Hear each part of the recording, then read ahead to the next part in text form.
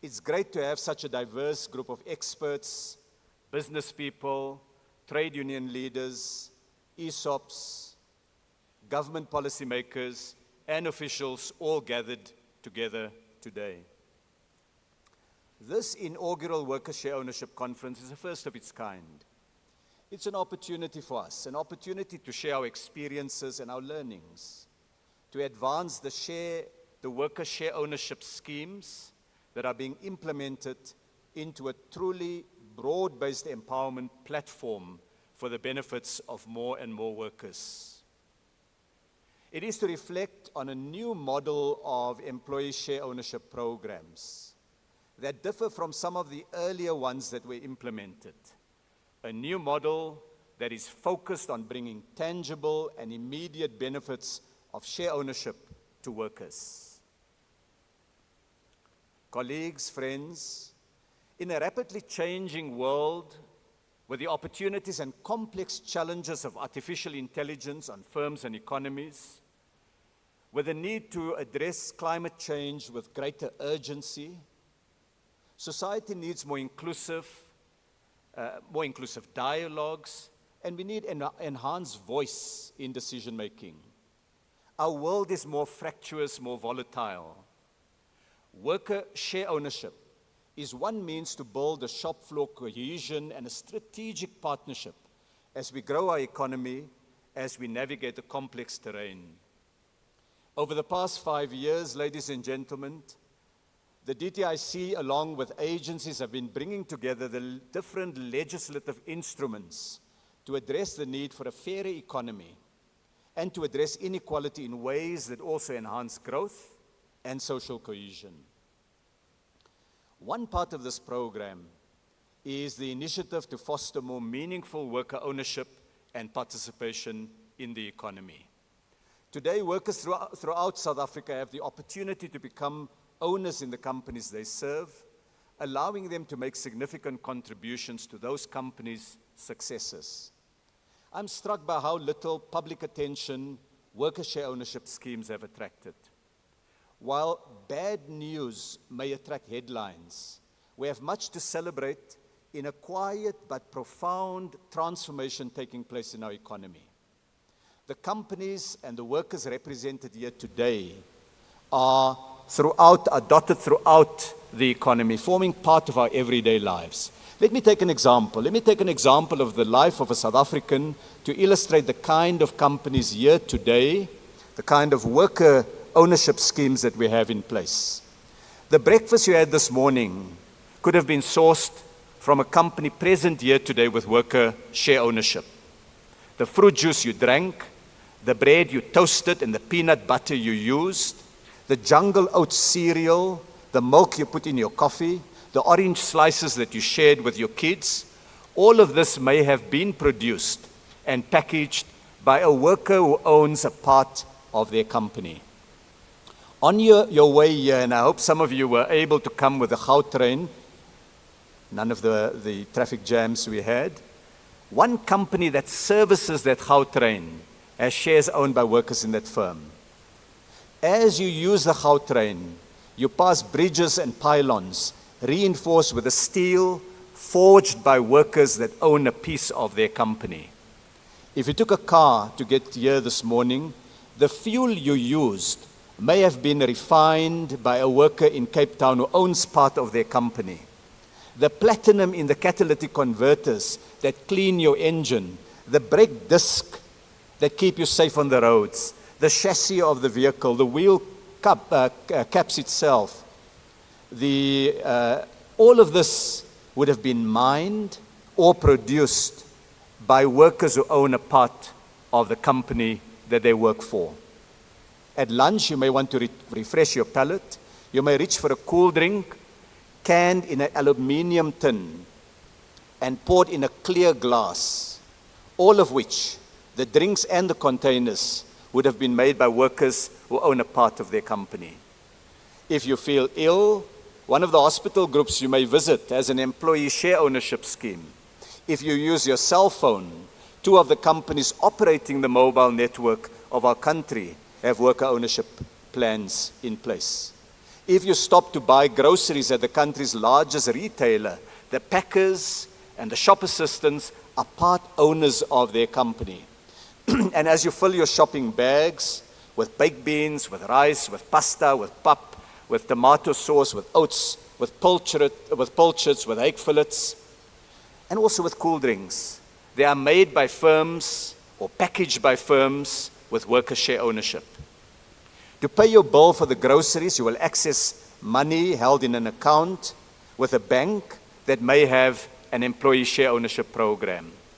And this evening, while you reflect on the learnings of today and the networks formed, the friendships formed today, you may share a story over a nice, cold, non-alcoholic beer or an appetizer and perhaps some chips or other snacks, all made by workers who own a part of their company. Everywhere you go in South Africa, we are met by more and more workers who own a part of the company they work for. And when we fall asleep tonight, it may well be in sheets and under duvets stitched by their hands in a company represented here today.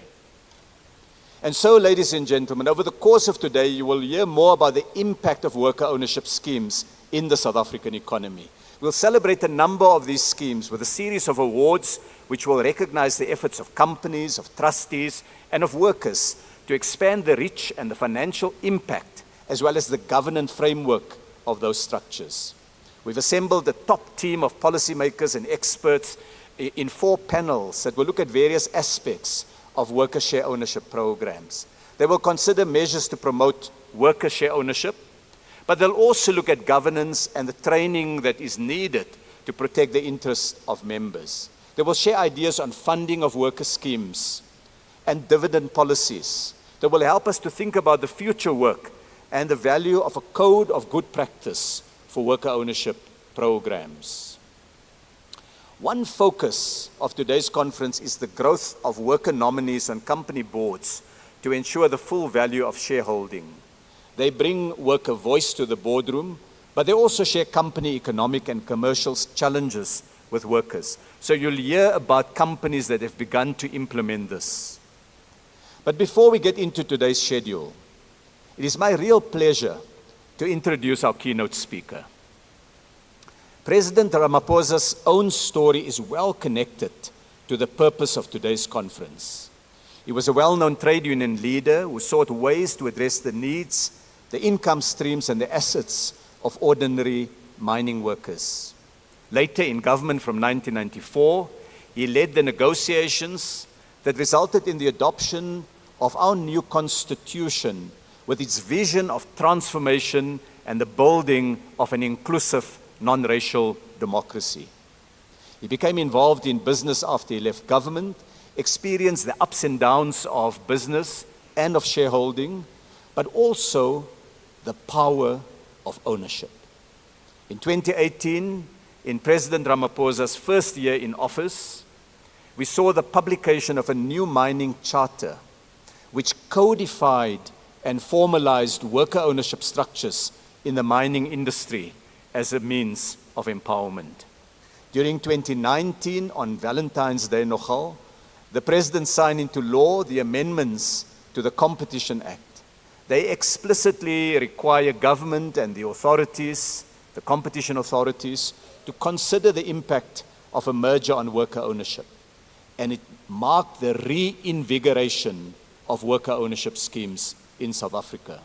From 2020 until this year, we saw a huge increase in the number of worker share ownership schemes, and you'll hear about this later.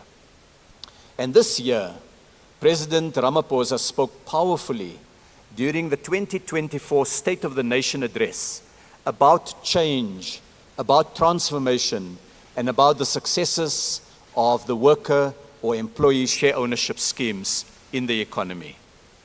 Ladies and gentlemen, it's my pleasure to welcome His Excellency President Cyril Ramaphosa to the podium, and I ask you to join me in welcoming the President.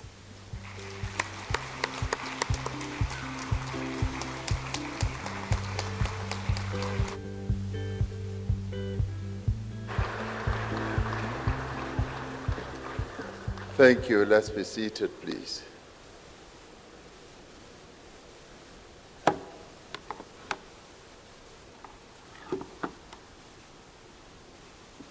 Thank you, program directors,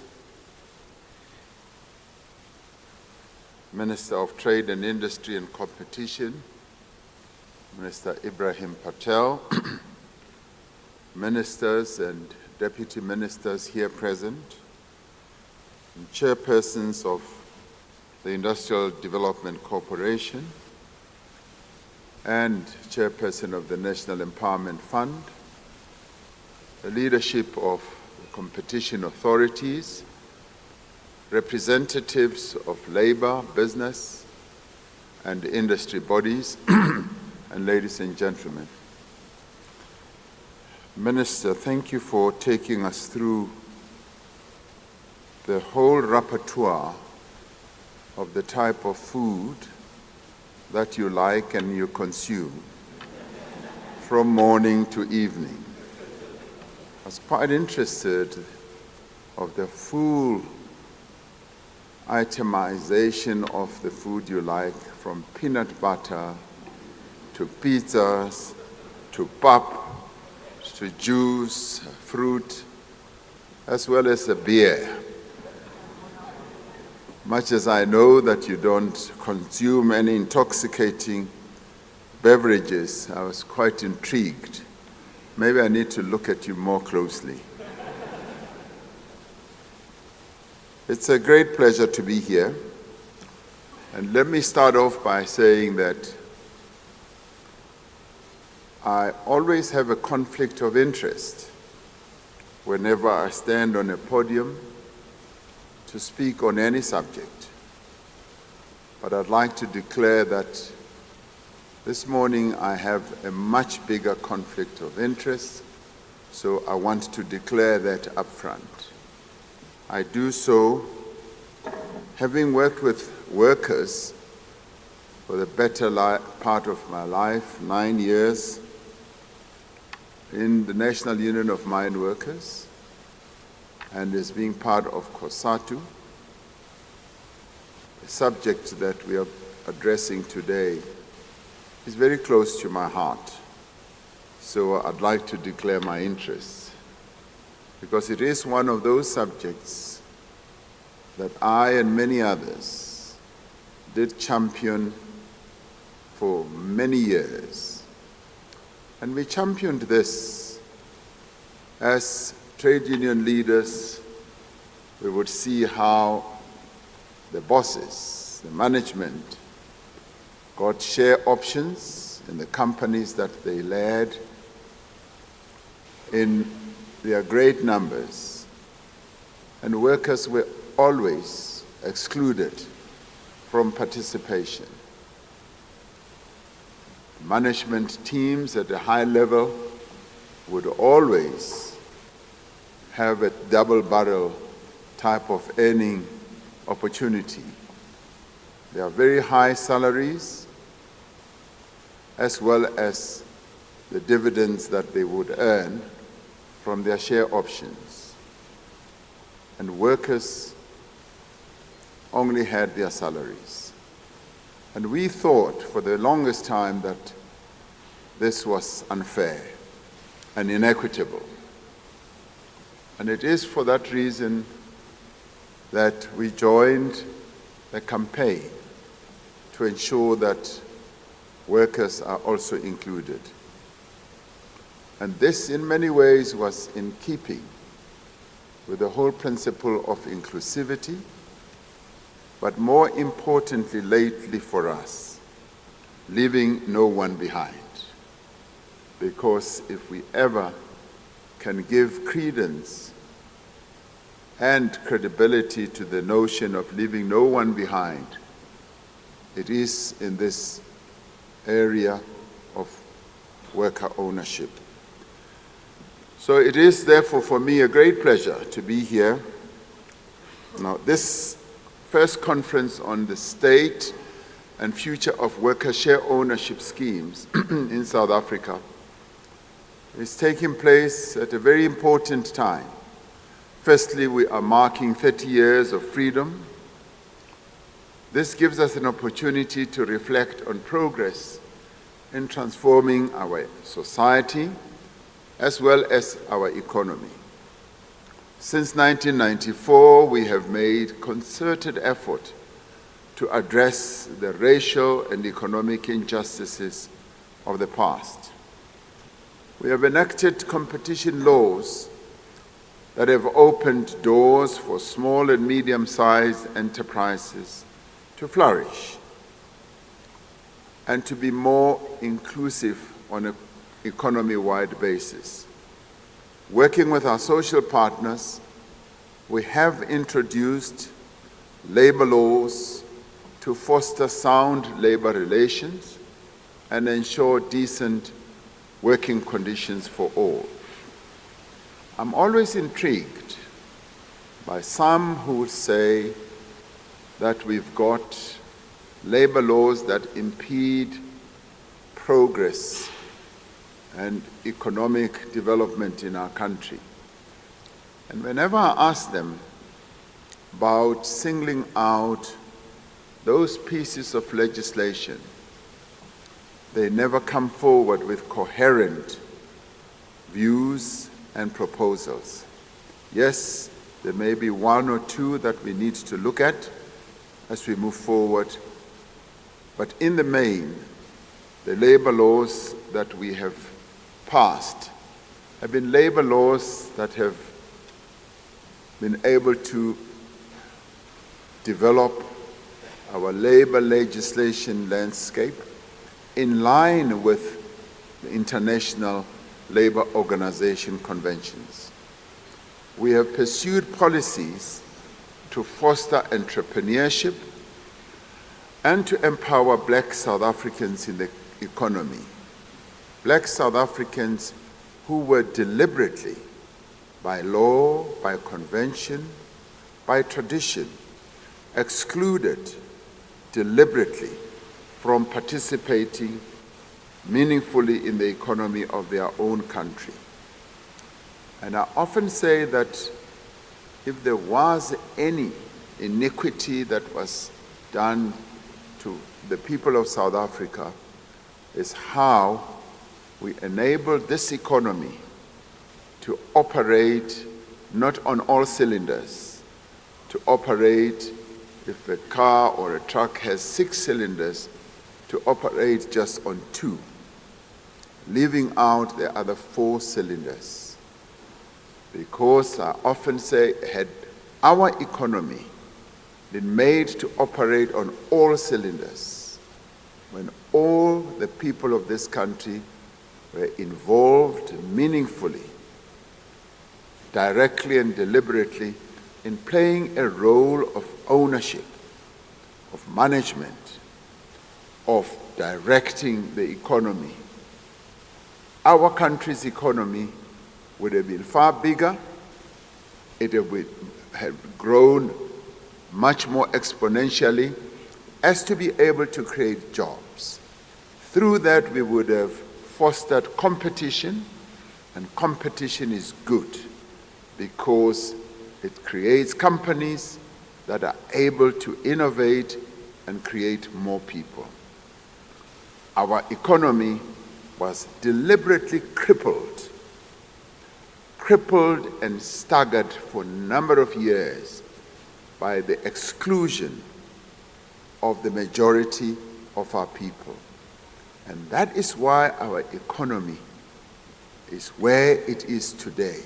Many people don't always reflect on how our economy was crippled by not enabling it to operate on all cylinders.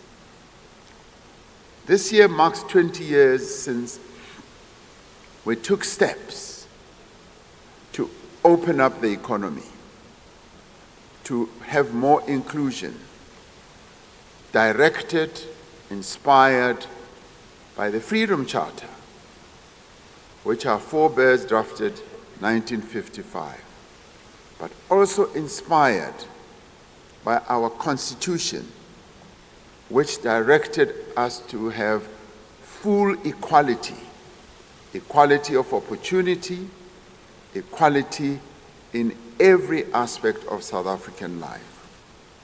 So this year marks 20 years since we took another deliberate step, since we passed the Broad-Based Black Economic Empowerment Act, which was promulgated as one of the most transformative pieces of legislation to come out of a democratic South Africa.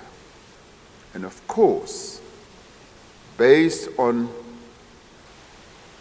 the iconic document of the Freedom Charter, but which was then encoded into our Constitution, that formed the foundation to enable us to begin the process of transforming South Africa. Yet, despite the measures of successive democratic administrations that we have introduced to transform patterns of ownership in the economy, we still have much more to do.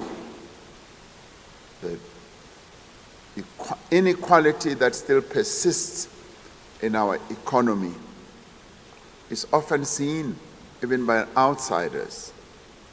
The International Monetary Fund always says that the South African economy is hamstrung, is held back by the concentration of ownership, and in part by the concentration of opportunity. The World Bank has actually done the same. So much more work still needs to be done when we come to the transformation of our economy. This is therefore a good time to collectively assess the impact of the enabling legislation environment, to examine the learnings over the past 2 decades.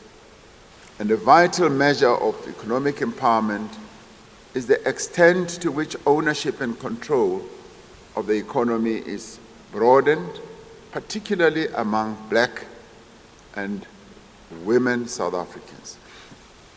Worker ownership schemes, therefore, are valuable. They are valuable instruments to broaden ownership and, with time, to enable greater control of the economy. In my view, they are not only valuable, they are natural. Because invariably, in most companies, you will find a coterie, just a few of those who work for that company being favored with a piece of the equity in the company, and the majority being excluded. That has now begun to change. As known, also known as the employee share ownership programs, these schemes are underpinned in our transformation era. They're underpinned by the broad-based Black Economic Empowerment Act, together with the Competition Act, as well as the Companies Act, and a various number of other pieces of legislation, for instance, in other industries, mining and many others. Government continues to play an important role through DTIC in providing guidance on the design and implementation of these programs. The IDC, the National Empowerment Fund, and other key government institutions provide catalytic funding and assistant measures to enable this to happen. Worker share ownership schemes furthermore complement the Black Industrialist Program that we inaugurated a few years ago, which provides another means through which the government can contribute towards more equitable ownership in the economy. In 2019, we enacted changes to the Competition Act that have helped to advance worker ownership. The amendments require government and competition authorities to significantly or specifically consider how an acquisition or a merger will affect the spread of ownership in the economy, particularly for workers. The amended legislation also calls for the engagement with emerging companies to implement structures that enable greater and much more meaningful participation of workers, not only as owners of equity, but also as stakeholders with a voice. The immense transformative potential of worker ownership schemes is often overlooked, and Minister Patel is absolutely right. The media and many other opinion makers hardly pay attention to this very important aspect. I guess the only attention that ever hits the headlines is how a CEO of a company will be selling their shares, their share options, and getting hundreds of millions of rands. That is when it surfaces. And sometimes it surfaces at AGMs when the remuneration committee comes forward to say this is how we want to remunerate the management team. Workers are hardly ever mentioned in that type of conversation. Now, we have come, that is a very weak applause. Maybe it's coming from workers. It's coming from workers. Because it is possibly workers who say, we've always been excluded, which is true. That's why I declared my interest. And they are having a go at the management people as well. Now, we've come a long way from the early days of Black economic empowerment, where instances of workers as stakeholders in companies were rare. You might recall that when we started with the broad-based Black economic empowerment, it was largely seen as an opportunity to bring in your Black entrepreneurs and later your communities. But for the most part, the workers who worked for those companies that produces the orange juice, the pizza, and the beer that Minister Patel was talking about were often excluded. And they were almost like just objects, and not even their interests not even heeded, except for the wages that they earned, even in the boardroom. Now, the impact of these schemes were relatively limited at the time, in part because of the finite nature of the respective arrangements. In the intervening years, these efforts have picked up pace considerably. According to a study that was done by the DTIC, today in our country, more than 500,000 workers are part owners of the companies they work for. And I still think that this is a conservative figure, because I think many more workers in various companies have now become owners, part owners of the companies they work for. And by the way, workers don't even demand that, we want all of it, like Karl Marx style. They never say, give it all to us. They just say, we want a portion. We want a portion to be set aside, and that portion we can either have funded, buy-in, or, as often happens with companies, it can actually be a share ownership scheme where it incentivizes worker and it is parceled out. Now, this equates, if you look at the 500,000 only, it equates to 1 in every 20 workers in the formal private sector working in our country. We are creating a new class of worker owners across the country. And this is a new wave that must spread around, and where we want to give dignity to workers, as these are not just managers, they are workers, they are in many ways ordinary workers who produce that orange juice, who work on the farms, who are mine workers, who are now amongst the owners of our country's vast mineral wealth. Mine workers own a portion, and There are workers in garment and auto manufacturing industries who are now amongst the owners of the factories that they work for. There are workers in the agricultural sector. There are workers in the food and beverage sector, hospitality, energy, transportation, and logistics, in IT, in the financial services, in telecoms, and many others. Now, these are the Tinzwalos, the children of democracy, who are striving to give effect to the words of the Freedom Charter that the people shall share in the country's wealth. This is why this conference, in my view, is so important, the first of its kind. It is an important opportunity to acknowledge the successes of existing employee ownership schemes, to raise awareness about their existence, their potential, and explore strategies to promote more of them within and across more sectors.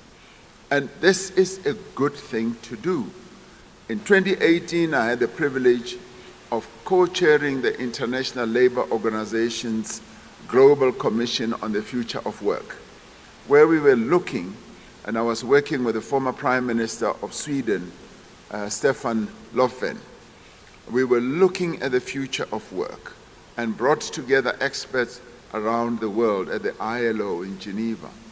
And the Commission's report reflected not only on what choices countries need to take to adapt to a rapidly changing world, but a world, as Minister Patel was saying, where there's climate change, a world where there's great uncertainty at an economic level and all that, but also on the critical issue of achieving social justice in the world of work. How we can engender equity, equality, and fair treatment of all who are involved in economic endeavors. In a number of respects, worker share ownership schemes are just such an investment towards the achievement of greater social justice. And the concept, social justice, is so important for us to always keep in mind in whatever we do. There needs to be social justice. There needs to be fair treatment of everyone, inclusivity, and we need to underpin what we do with the concept of leaving no one behind. These interventions are necessary for the sake of equal opportunity and addressing the historical inequities and inequalities, particularly in a country like ours, but also towards increasing productivity and the growth of the economy. You see, in companies, when they give your top CEOs, your top managers, shares, they say they are doing so to incentivize them to be more creative, to be more innovative, and to generate growth for the company. And quite often they leave the workers behind. And yet the workers are the real engineers of getting growth in a company, because once they are well incentivized, they themselves will walk through brick walls to ensure that there is more growth. And in my view, what is the difference? To enable and empower a CEO with, millions of shares, and also a worker. They both need incentivization. They both need to have a sense of equity, a sense of ownership. And once you do that, you produce people who are going to lead to the growth of the company. So employee ownership schemes offer employees access to the share of, yes, the profits and the growth that is generated by companies to which they contribute their labor. Blood and sweat goes into growing those companies. And those workers need to be incentivized to be remunerated in exactly the same way, obviously on a proportional basis, as your top managers. Moreover, they give workers a seat at the table where strategic corporate decisions are made. I've often made this point, and trade unions in our country have always been very reluctant to sit also on the boards of the companies they work for, because the tradition has always been the employers are the enemy and we cannot sit down with the enemy. I forever remember when I was in the National Union of Mine Workers, for the first time when we went to negotiate with the bosses at the Chamber of Mines. As we got into the negotiating room, they started offering us tea, everyone tea. The workers said, "General Secretary, we are not drinking the tea from the enemy." And I then said to them, like Minister Patel was saying, "This is your tea. This is your tea. It's made by your fellow workers. We must drink it." And we were there the whole day. And as they got hungry, the sandwiches that were brought, they also took. Because the view that they took was that, no, we cannot take anything that's given to us by the enemy. And we had to work to try and change that approach amongst the workers. And I forever remember, and I must confess to have participated in a theft. When we were at the Chamber of Mines, they used to have the cigarette boxes. That's the time when in boardrooms there used to be a lot of smoking. So they had these cigarette boxes, and they were accustomed to negotiating with the White Mine Workers Union, who, you know, as they came into the boardroom, there were like maybe 5 or 6. So they would each help themselves to the cigarettes, puff away. The room would be filled with smoke. I used to smoke too, but I stopped many years ago. My children said, "Stop this nonsense," and I did. So the one time when we first went to the Chamber of Mines, they had these boxes. So somehow the workers opened them and found the boxes, these wooden boxes filled with cigarettes. And I could see they closed them very quickly. And as they refused to take the tea, and I knew that some of them were smokers, because we had come with a very big delegation. I mean, we had like 35 workers from all over the country who were coming to the Chamber of Mines for the very first time. So it was like a joy, and none of them were in suits. They were all in, you know, overalls and all that, which was a bit of a shock to the Chamber of Mines establishment. And during one of the caucuses, I then instigated a crime. I said, one of them said, "Oh, I didn't bring my cigarettes." And I said, "Open this box and smoke these cigarettes away." They said, "Yes, can we do that?" I said, "You take the cigarettes." And you know what they did? At the end of the session, they took all the cigarettes. So the next time we came back, there were no cigarette boxes. That was worker empowerment. So now when workers participate as owners, the workers also develop a deeper understanding of the challenges and opportunities that face their own companies, enabling more fruitful partnerships to unlock opportunities for growth, investment, and job creation. Now, this is a paradigm shift which aims to empower workers not only as wage earners, but also as partners, as stakeholders with ownership in capital. Now, trade unions have often thought that this is going to weaken their resolve. It's actually going to make them sweetheart unions. It's going to weaken their revolutionary fervor. And I say, as opposed to that, it actually gets workers to understand more. And it does not mean that they may not go and sit at the table as negotiators for higher wages, because they will understand more. The same obtains in other countries. In Germany, for instance, they have this co-determination process where workers participate in the management board as well as in the company board of directors.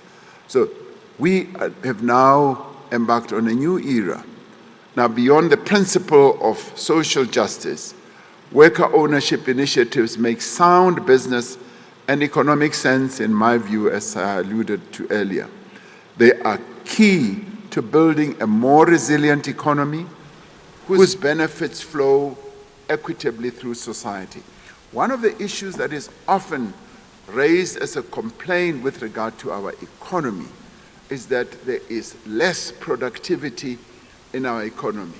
And yes, if we want to boost productivity across the economy, we need to make sure that those people who produce the wealth of the country, those people who work to produce the growth of their companies, are well incentivized, they are well encouraged, and they feel that they are part of the company that they work for, and that there is no alienation whatsoever.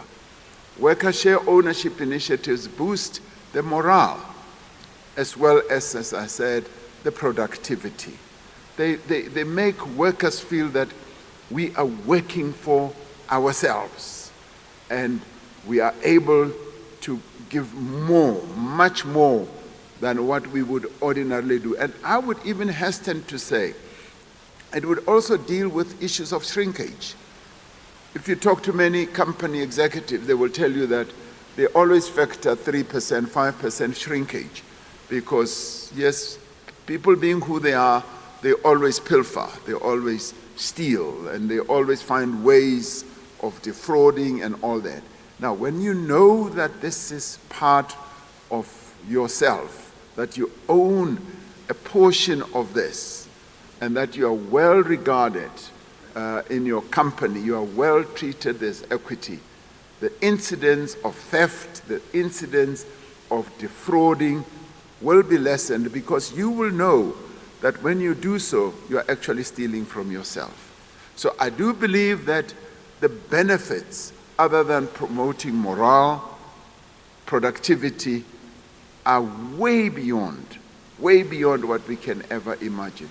And I think if this is done on a wholesome basis, it will boost the economy. I remember one time when I was still in business and I talked to my executives at the company that I led, and they said, Chairman, we want to also have a piece of the action. And I said, what do you want? And they said, we want equity. They said, once we have equity in this company, we will run through brick walls for you.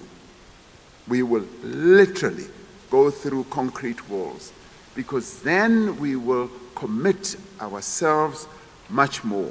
So this, in my view, is so important. Several studies have shown that worker ownership also fosters greater innovation within companies. Yes, it fosters that. I was associated with a telco company when I was still in business, and one time I saw this fellow who looked like a ragamuffin, who was walking around in techies and with the baggy pants. And I said, who are you? What do you do here? He says, no, I'm paid to think, and I'm also a shareholder here. And because I'm a shareholder, I feel really sort of uplifted, and I think, I innovate, I come up with new products, new things, and I feel that this is a part of my own company. And that is what share ownership schemes do. Workers who feel valued and respected by their employers are more likely to contribute, as I was saying, ideas to improving processes, products, and services. It is human nature that one is more inclined to contribute one's best efforts when one has a vested interest in the success of that particular venture. And it is human nature for people to say, what is in it for me? And I find that in politics all the time. When you talk to people, they say, okay, President, but at the back of their minds, as I look at them, I know that they are basically saying, what is in it for me? Because that is our human nature. It's inherent in us.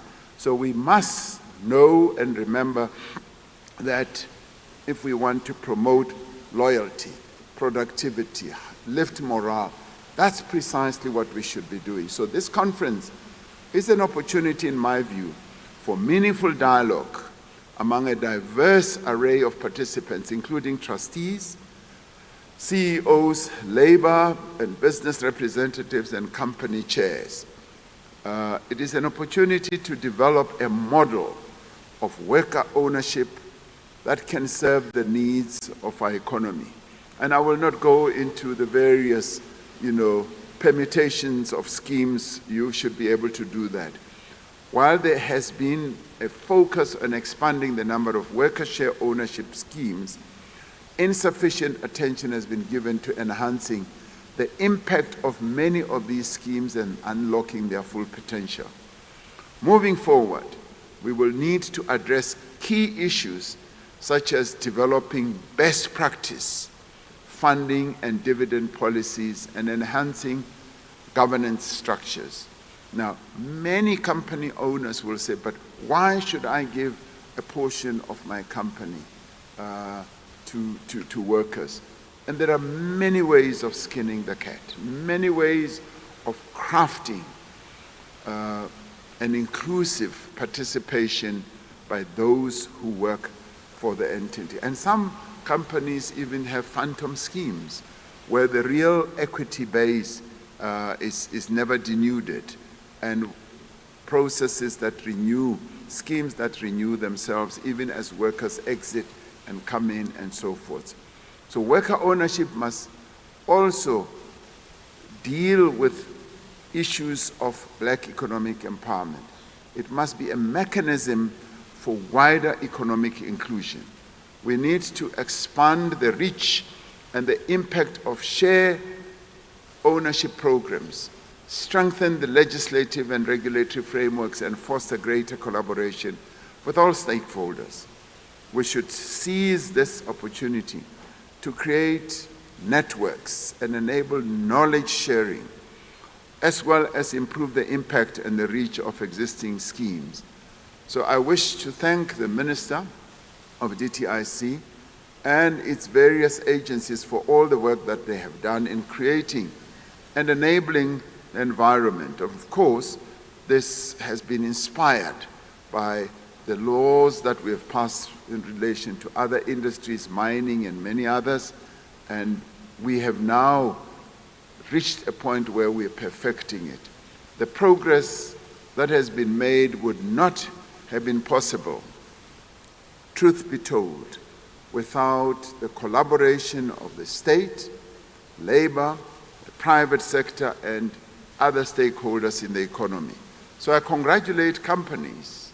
Those companies, many of those companies are represented here today, who continue to work to implement such structures in a collaborative way with their employees, who've also shown courage, and it will be good at some stage to hear their experiences, whether it has brought about any positive change, and if it hasn't, how we can ensure that that is engendered. We all share a common commitment to economic transformation. I do believe that that is now common amongst all of us.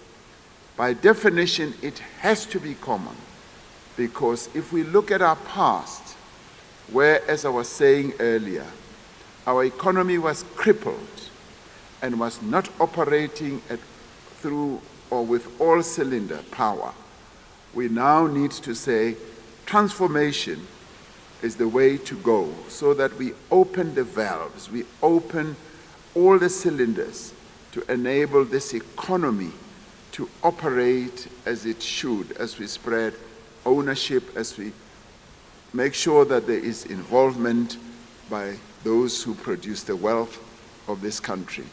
It is therefore vital that we harness the spirit of partnership as we chart the course for the future of these programs and for an even better, more sustainable worker shareholders regime. And by the way, I want to say that I look at this endeavor as going way beyond just worker ownership. I see it having a positive impact on our economy, on our transformation agenda, on productivity, on driving the economy forward. Imagine how positive and beneficial it would be to get everyone in a company having a sense that I own this and therefore I am going to work hard. We often see it with entrepreneurs. Entrepreneurs will sacrifice their time, even time with family. They'll sacrifice, everything, their own personal life and even some of their assets, and they'll put them to bear to grow their companies because they own it. They want to make it succeed. And we can have a light version of that by getting workers to be part of the economic growth, the growth of the companies. By championing worker ownership, in my view, we are building a future where every employee has a stake in the success of the company.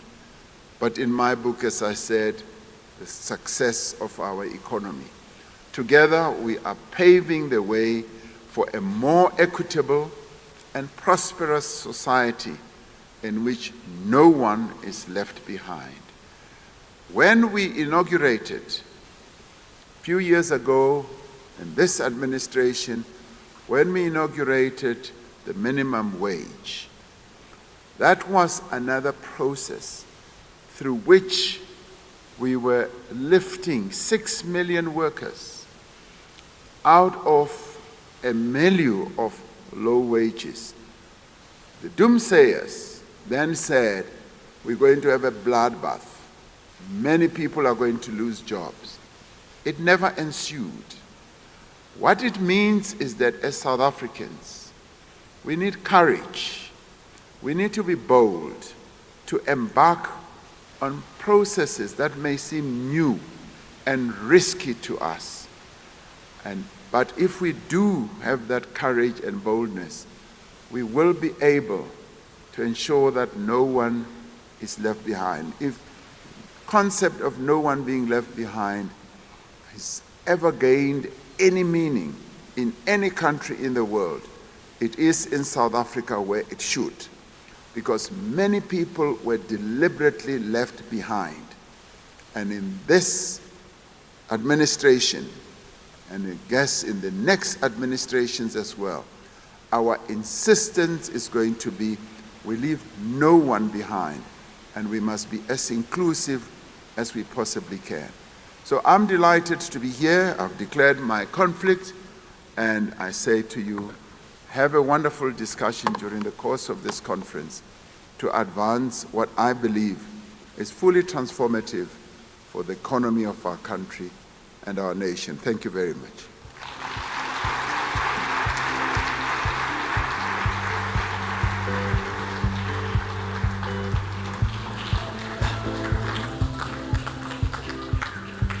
Thank you.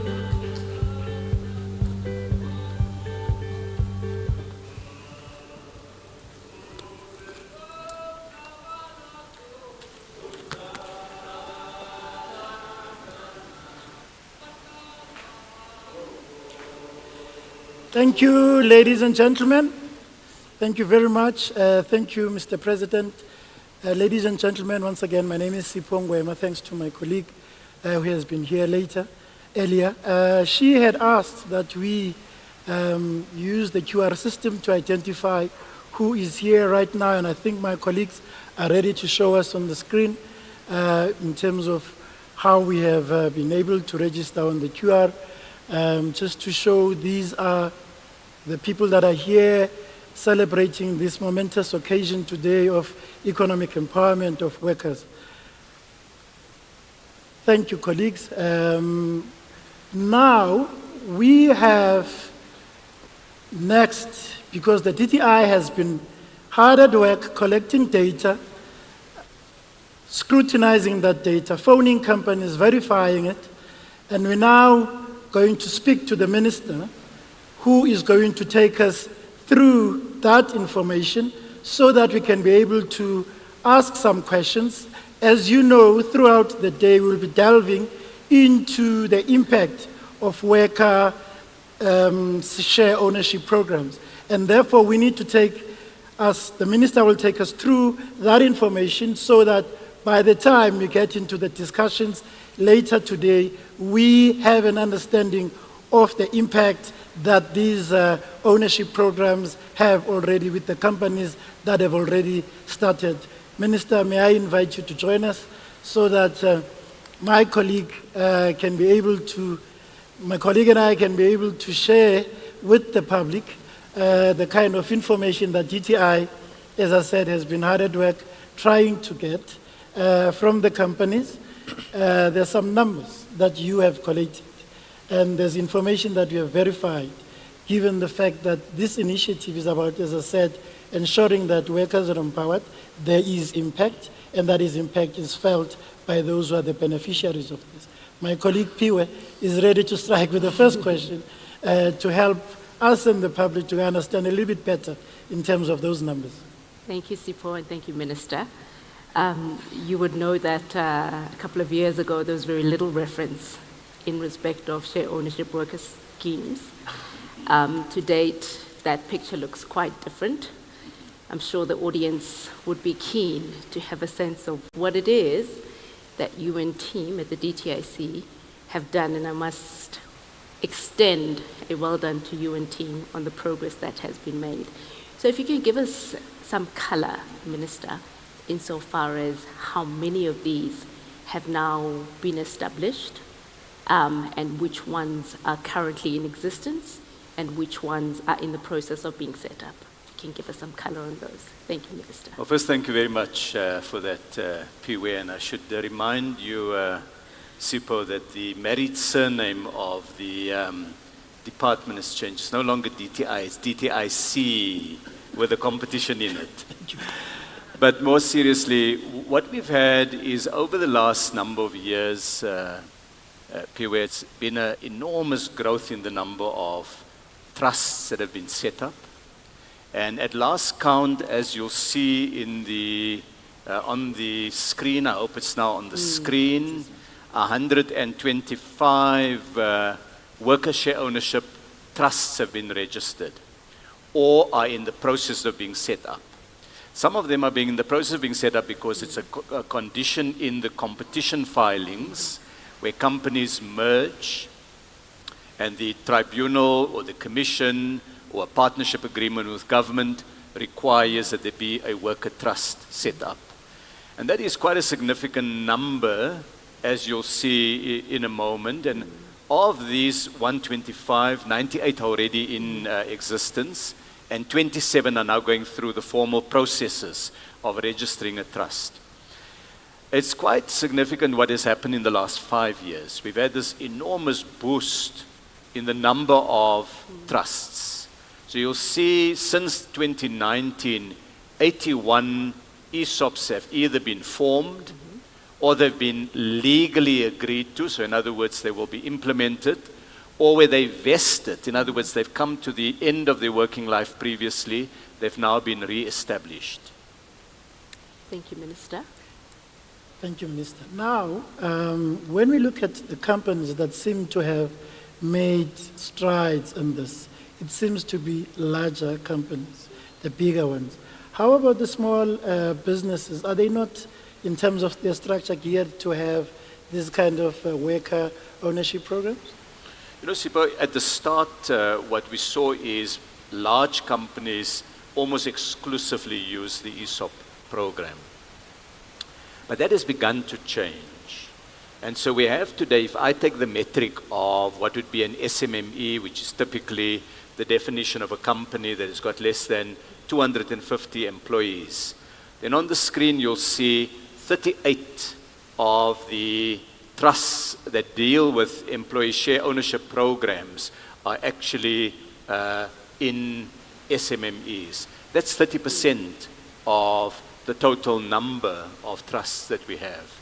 So we see that it's migrating now from something that only attracted large companies to something that now increasingly is spreading across the economy.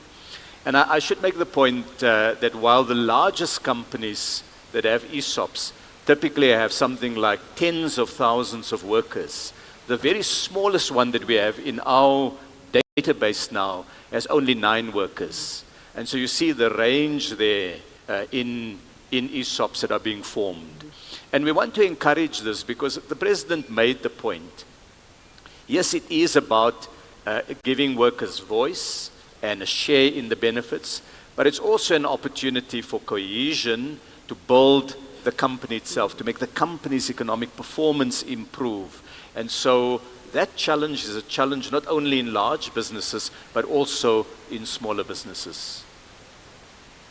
So, Minister, as is inherent in the theme today, it's about employee participation, inclusion. Are you able to give us a sense of the scale and perhaps to use the President's metaphor of how many tin swallows perhaps to date, having traversed this journey, have been created? So just a sense of just those numbers since the program started. People, if I look at it, the big number is there now from our database. So we've gone through companies that have ESOPs as well as the ones that have agreed to ESOPs in the competition filing process. And there are now 551,000 workers covered by share ownership programs in the companies that they work for. Now, of course, when you're a worker in a company, you're an employee, and you're a co-shareholder in the company, you also have a family back home. So even if we apply a very conservative multiplier of about 3 people, the breadwinner and 2 others, then the worker share ownership program is now reaching at least 1.5 million South Africans. So you can see that it's not a small one, it's grown very significantly, and more people are benefiting from this program itself. I should also say a big part of this, 307,000 workers, have been covered just in the past 5 years. And these now are in ESOPs that are already operating, or ESOPs that are now being established due to legal conditions that were put, or the ones that have been re-established where they've, in the past, come to the end of their original life. It's called when the ESOP, the shares vested. Now, would there be sectors that are doing better than others in this regard? And if so, why, in terms of the setting up of these share ownership programs? It's actually an interesting question you pose, Sipho, because we did a disaggregation of the ESOPs across the different sectors of the economy. And a couple stood out. Some for reasons that are very clear. For example, in the mining sector, and I'll share the information in a moment, we have a very large number of employees covered by ESOPs. And the reason for that is the mining charter encourages and supports this drive towards broader empowerment. And so many of the very large mining companies now have ESOPs in place. Through, I guess, a quirk of history, we've had many beverage companies basically going through amalgamations, mergers, consolidations. And as they did so, they came before the competition authorities for really authorization of these transactions. And in that process, we have an extraordinary proportion of the beverage industry that has been covered. And President, on the beer side, you'll be delighted to know that in one of these mergers, one of the conditions put on was that the company must produce non-alcoholic beer in South Africa. So when you buy non-alcoholic beer, not only for me, President, there's also other folks in the room and in the country that would love to have non-alcoholic beer. Someone has called it, like caffeine-free coffee, a contradiction in terms. I don't agree with that. But the point is, we now have in beverage. So let's have a look at the numbers. So in the formal sector, 1 out of 16 workers are covered by an ESOP. If you look at manufacturing, it's 1 out of 15 workers, so those figures are there. In mining, 2 out of 5 workers are in an ESOP. So that's about 30%, just over 30% of the workforce in the mining industry. And in beverages, it's 1 out of 2 workers that are covered. Because we have all of the big players, Coca-Cola, the juices that are done in the pioneer group of companies that are now part of PepsiCo, Heineken itself, SAB, they all have these. But it's not necessarily a uniform story across the economy. If you take construction or agriculture, it's less than 1 in 100 workers that are covered by these kind of ESOPs. So I want to also, though, say that while we need to look at sectors, as you pointed to this the gender dimension. Are we able to get more women workers covered by ESOPs? And we've begun to collect that data. In fact, there will be an award for one company later today on this matter. But a very large ESOP has just over 60% of its membership are women in that company. Another one that is about to be established has 73% women, and that ESOP will be launched now during May. It will be part of the focus on workers, that there will be an official opening of that ESOP, and it happens to be one where the IDC is also a shareholder. Oh, awesome. Excellent. No, thank you, Minister, for that.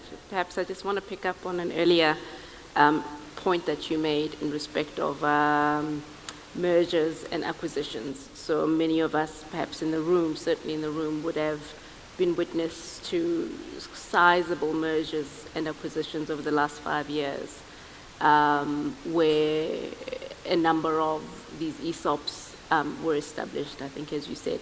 Are you able to give us an indication of how many of these, particularly on the significant mergers and acquisitions, have materialized to date, Minister, particularly over the last 5 years? We have present here today Doris Tsepe, who is the Commissioner of the Competition Commission, as well as Mondo Mazwai, who is the Chairperson of the Competition Tribunal. And the work that was done by the Commission and, of course, the adjudication by the Tribunal has really led to an extraordinary story. Mm-hmm. And the numbers are very significant. Since 2019, ESOPs with a workforce of some 211,000 workers have been agreed to through the competition process. Wow. So as you can see, that's 1/5 of a million workers. It's a very large number that has come through a change made to the competition laws. That is quite significant. Quite huge. Talking about numbers again, Minister, if you look at the numbers that we have just mentioned, if you were to look at them collectively, the value of these ESOPs, what do you think, or in terms of the numbers that you have collected, what would be the value of these ownership programs, and who pays for them?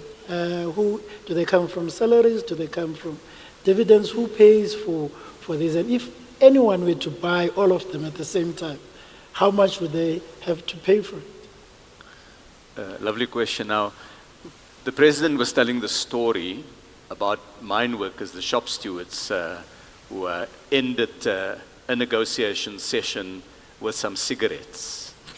I must assure you that mine workers have set a higher ambition since those days. And so what is coming out of it is the value. We've scrubbed through the records of all the companies with known ESOPs. We've contacted those companies. They've provided information. We verified it with their annual reports. And based on all of that, this database that we've built now of more than 120 worker trusts show that the equity value at the moment of all of those companies together that is held by workers is just over 70 billion rand. And that covers 118 companies for which we have information. You could buy a lot of cigarettes with that. And the value of that, about a third of that is in the mining sector, so 31% of that value is held by workers in mining, 21% in food and beverages, 14.5% in retail, and that is particularly because one very large retailer took the bold step of putting an ESOP into place, and that is Shoprite Checkers, but there are also other retailers. And then we have quite a number of banks and financial institutions in South Africa, many of who are present here today in the audience, who have ESOPs in place. Okay. I mean, I think my next question segues back to just this number, Minister, that you've referenced, 70.3 billion, which is certainly no small number. Would all appreciate that ultimately it's not ownership in a vacuum or intellectual ownership, but it's about the tangible financial benefits, as it were, that workers do accrue as a consequence. Are you able to give us a sense, perhaps, in your experience and through the data that's been collected, Minister, of dividends that have been paid out to workers, and in what instances perhaps those have happened, and what is perhaps yet to be paid out? Yeah. If you can give us just a sense, perhaps, Minister. So when a ESOP is put together, in the old days with poorly designed ESOPs, what they often did was, because they were funded through what is called a vendor funding arrangement, where essentially the cost of the ESOP is calculated. There's no cost to workers. They don't pay directly from their salaries or their wages, SIPO.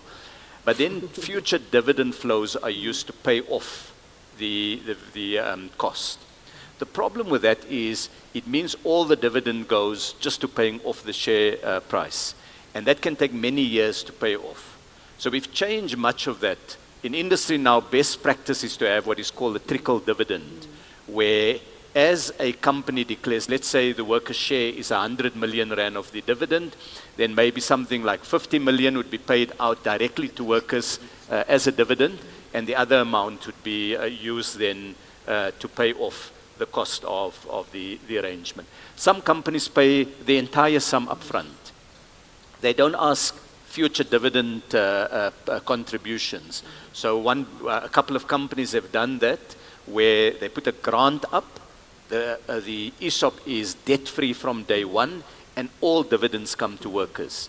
And then, of course, with the newer dividends being set up now, the dividends will begin to flow where the newer trusts have just been established. So in last year, 3.3 billion rand in dividends had been paid out to worker beneficiaries, and 2/3 have been in the mining sector, with beneficiaries receiving on average just over 12,500 rand. There will be a case study later where Thandi Olaine will take us through one of the mining companies, and I hope she'll be able to explain how in that particular case dividends are paid out. So you see that these are quite significant numbers, and as a number of ESOPs rise, we'll see an upward curve with the dividends that are paid out. Excellent. So Minister, what a beautiful story in terms of worker economic empowerment that has happened over time. But are you happy with the pace? What can be achieved going forward? And just give us your reflections in terms of what has happened and what more can be achieved if everybody's mind and vision is in line with what has happened with the companies and the workers have done in these companies now that we have been able to collect data from. Sipho, really maybe just 3 closing reflections. The first one is to say that while we've now increased the number significantly, there's obviously scope to get more companies to embrace the idea of worker share ownership programs and ESOPs. And so we will be doing a lot more work with companies, even outside the competition area, to encourage them to find ways to incentivize the shift towards greater worker empowerment. The second point is the quality of the schemes need to constantly be improved. Part of what this conference does, it provides transparency, openness about it, a learning network where people can learn from each other on best practice, so we want to do that. And the third one is, while the worker share ownership program is part of our broader empowerment programs under the Broad-Based Black Economic Empowerment Act and the provisions of the Competition Act, one really interesting part of it is that it's open also to white employees. And so it's a non-racial program. The vast bulk of the beneficiaries are Black South Africans, but you can also begin to build that solidarity, that cohesion, that is part of our nation-building project, that South Africa's constitution is founded on the idea that we're building a non-racial democracy, that we must deal with the challenges of the past, but we must also be seeing how we build greater cohesion. So those are also areas that can be emphasized in the worker share ownership program. Thank you. Thank you, Minister. I'm not sure whether you have a parting shot before we go to the next stage of this celebration of the ESOPs and what the companies have done. And I think that probably we need to invite the ministers to stay with us on stage if there's no other question from you, so that we can then be able to get to the other business of the day, celebrating those who have made the strides in terms of these ESOPs and in terms of the commitments that they have made. No, nothing, Sipho. Thank you very much, Minister. Thank you very much. The guys can come and pick up these now. And Minister, please stay with us on stage because in terms of our program, we now, ladies and gentlemen, have to introduce to you the winners of the companies and trustees and workers who have been able to set up these ESOPs in those figures that you have seen there will be reflected in terms of the winners that we will be recognizing today, because it's a significant impacted workplace relations, and the company's financial performances have been able to give us information. The DTIC, as I said earlier, has been collating this information. So share ownership structures are not just about providing financial returns to workers. While these financial returns are, of course, important, in many cases provide another crucial source of income, the establishment of worker structures can do much more. Academic studies have shown that improvement of company performance by aligning interest of all these parties involved. While we are a number of worthy nominations received in the inaugural event this year, I'm going to invite my colleague Piwe to come to the front. We will be presenting about 8 awards today. The minister is going to be joined by the president on stage, where they will be inviting these companies to come. The workers, as I said, the management and trustees in these ESOPs, they will be receiving their tokens from the minister. But the way we want to do it, we want to make sure that, given the fact that we have a number of companies, we want to ensure that everyone who comes on stage is able to take a picture with the minister and the president. And in some of the awards, Minister, you will be joined by other ministers who will be able to then present the awards to the various other companies. So in terms of the first category, my colleague is going to present that category in terms of the winner, but I think probably may I hand over to you to invite the President to join you. So the First Minister probably who's going to be presenting that award to the first winner. And then we will be able, working with the crew, to ensure that we take pictures, we shake hands. I know that we are behind time a little bit, so we'll try and make the process a little bit quicker, but make sure that everyone is able to shake hands, take pictures, and we move. And we are not going to spend as much time as we thought in terms of this process, but we want to acknowledge and celebrate those who are going to be announced as winners. Great, thank you very much, Sipho. Normally Sipho's quite a tough guy, but he's scared to invite the President. So, Mr. President, it's my honor to invite you to join us on the stage. And then to hand back to Piwe.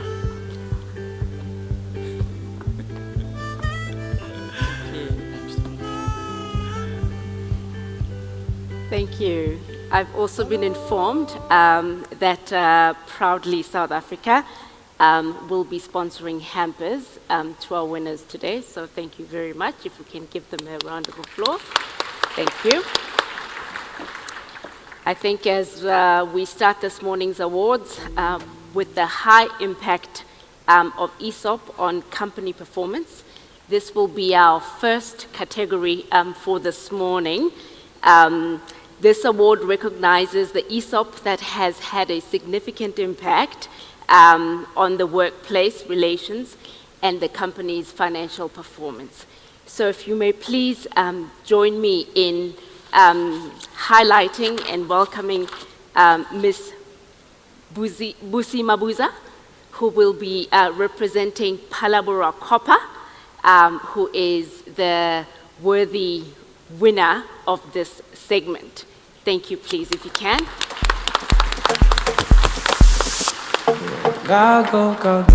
And also, if you can, if Ms. Busi Mabuza can be joined by worker representatives or shop stewards from Palabora Copper. Thank you. Palabora Copper is the largest employer in the Palabora region, drawing their workers from the local villages and communities in which they operate.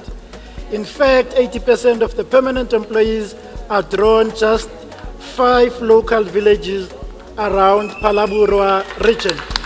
Thank you.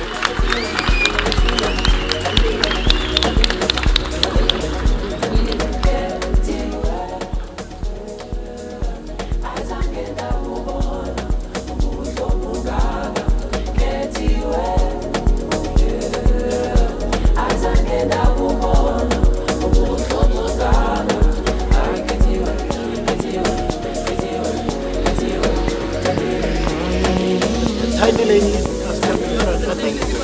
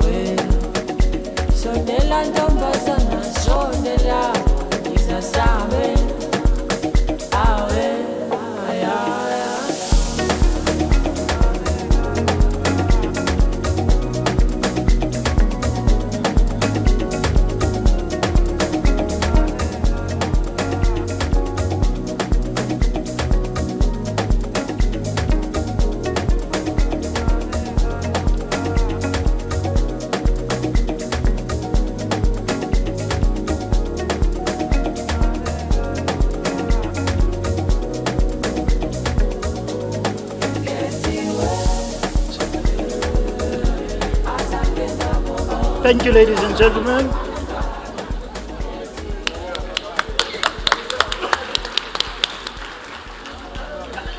So moving on to our next category. This category honors an ESOP that stands out for its effort insofar as fostering greater gender equality and women empowerment. So if you please may assist me in welcoming and recognizing the strides made by our worthy winners of this category, ABSA Ekhaya Colleagues Share Ownership Scheme. if I can request the management, worker representatives, as well as shop stewards to please come and join the President Minister and the Dlamini Minister. Zuma. And the Minister, okay. Okay, and pardon me, please. If I could also request Minister Dlamini Zuma to come and join us on the stage in presenting this award. Thank you.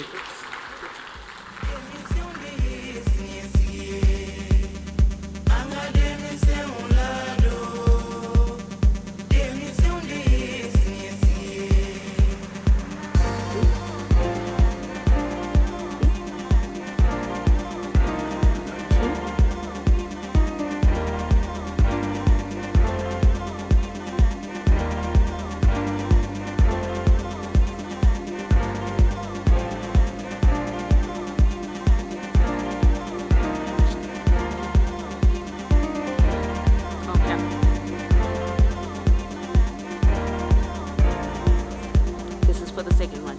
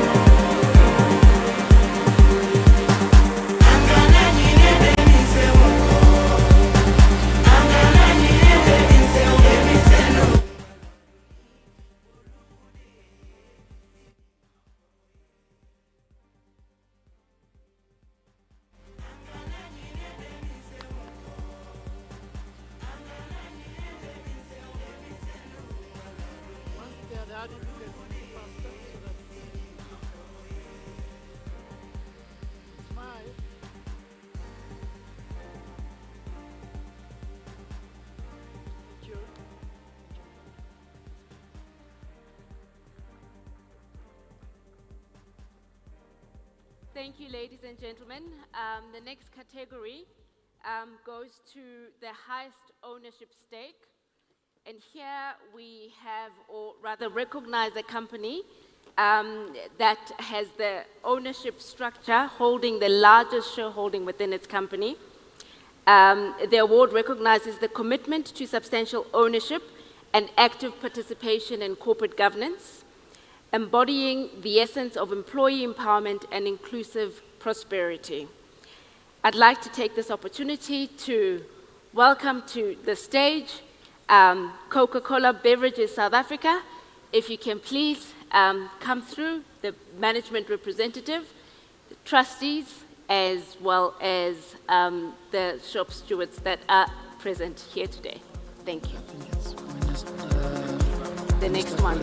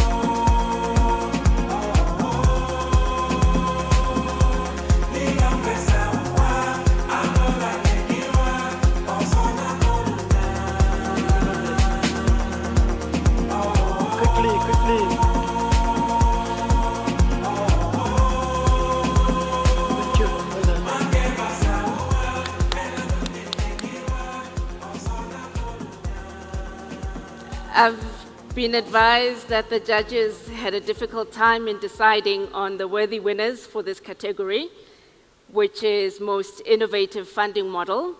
But perhaps before I call on who the ultimate worthy winners are, if you may allow me to invite Minister Gordhan to the stage, who will also assist in presenting the award to the company. Thank you very much.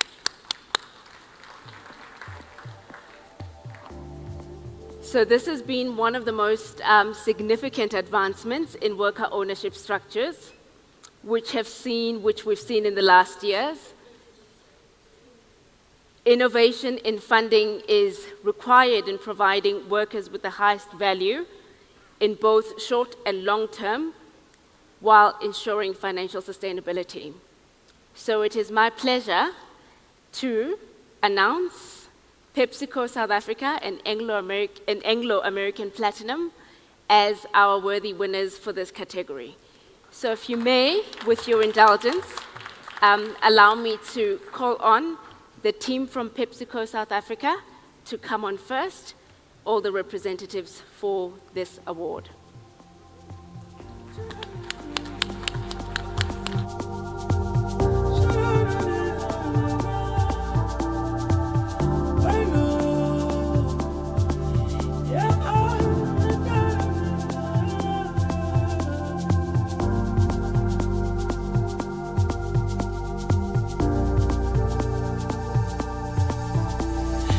Asala fungi ukuthi umuntu omnyama we yekaphumelele bheka namhlanje sebenzisa ivisa asala fungi ukuthi umuntu omnyama we awungekaphumelele kodwa bheka namhlanje sebenzisa ivisa asala fungi ukuthi umuntu omnyama we ekaphumelele bheka namhlanje sebenzisa ivisa asala fungi ukuthi umuntu omnyama we. Yes, please, if we can give a warm welcome to the team from Anglo-American Platinum. Sebenzisa ivisa yonke iminyane valiri zokule mina ngithemba wena ungangimanga awuzela unalo kathali yonke iminyane valiri zokule mina ngithemba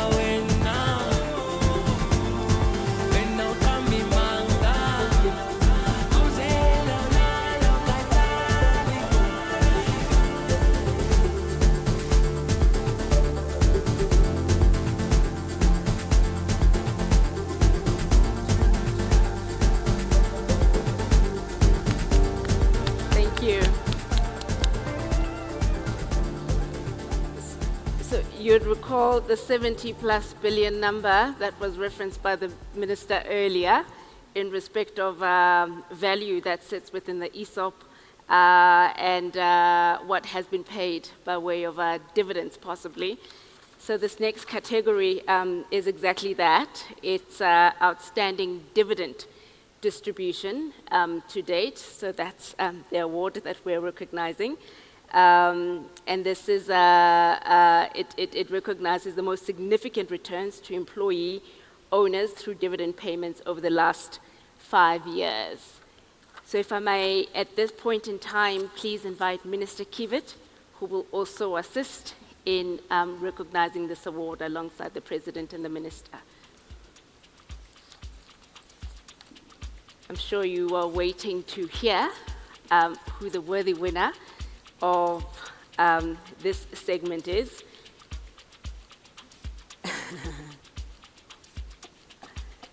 Awesome.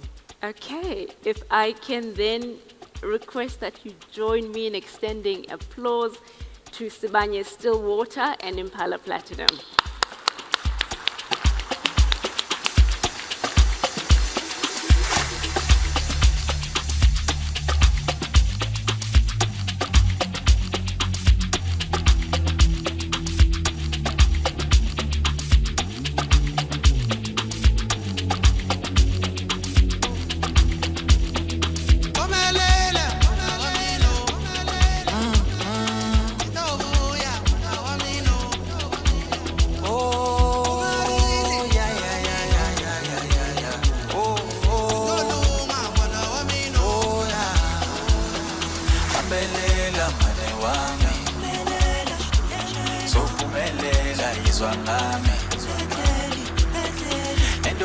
yethu sinikiwe sobuya kusasa amanye amandla abelela mngane wami sophumelela izwa ngami entombi yethu sinikiwe sobuya kusasa amanye amandla izwa imithandazo yabantwana bakho ehlisa umoya wakho wempumelelo izwa imithandazo yabantwana bakho sikelela izwa imithandazo yabantwana bakho ehlisa umoya wakho wempumelelo izwa imithandazo yabantwana bakho Thank you, ladies and gentlemen. We now go to special awards. The special awards are for the largest ESOP and the best governance policies. We present 2 special awards to the ESOP that have demonstrated an unusual feature.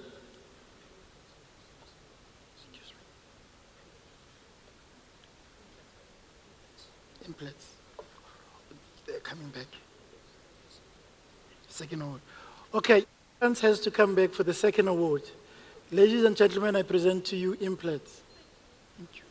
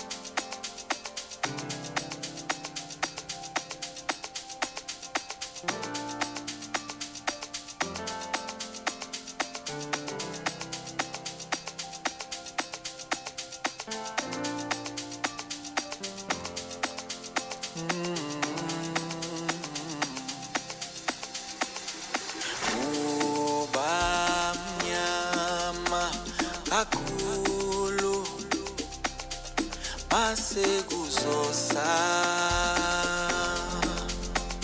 da da da futhi kuba buhlungu kakhulu masekuzodlula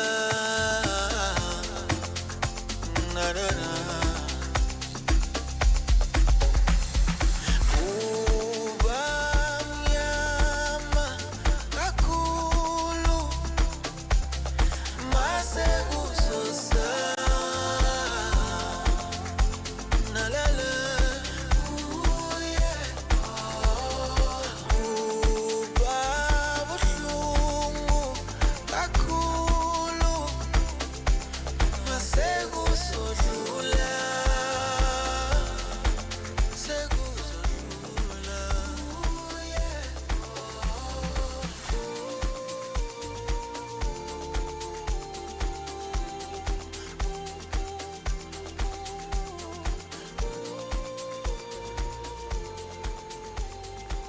Thank you, ladies and gentlemen. Before we get into our final 2 awards for the largest ESOP and the best governance policies, we present 2 special awards to ESOPs that have demonstrated an unusual feature or practice that promotes economic inclusion and widens the ownership of pool in society. It's not only the large companies that impact the economy and make strides to impact our society and economic prosperity.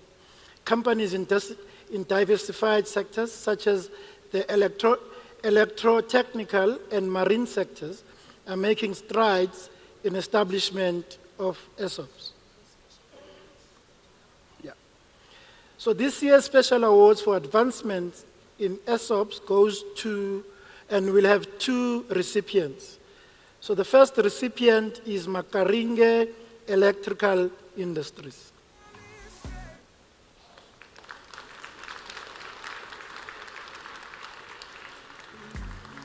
We invite their representatives to come forward, the trustees as well as management and shop stewards.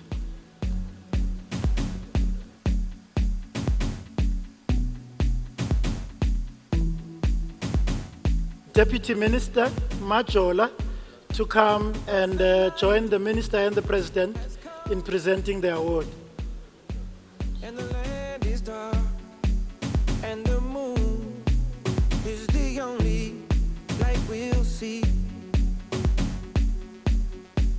No, I won't be afraid. No, I won't be afraid. Just as long as you stand by me. So darling, darling, stand by me. Oh, stand by me. Oh, stand down. Stand by me. Stand by me. So darling, darling, stand by me. Oh, stand. Can I also invite Deputy Minister Kina to join the President and the Minister on stage in presenting the second special award, which goes to Sandton Austral Shipyards. We invite the representatives to come forward, all the trustees as well as the management and the shop stewards.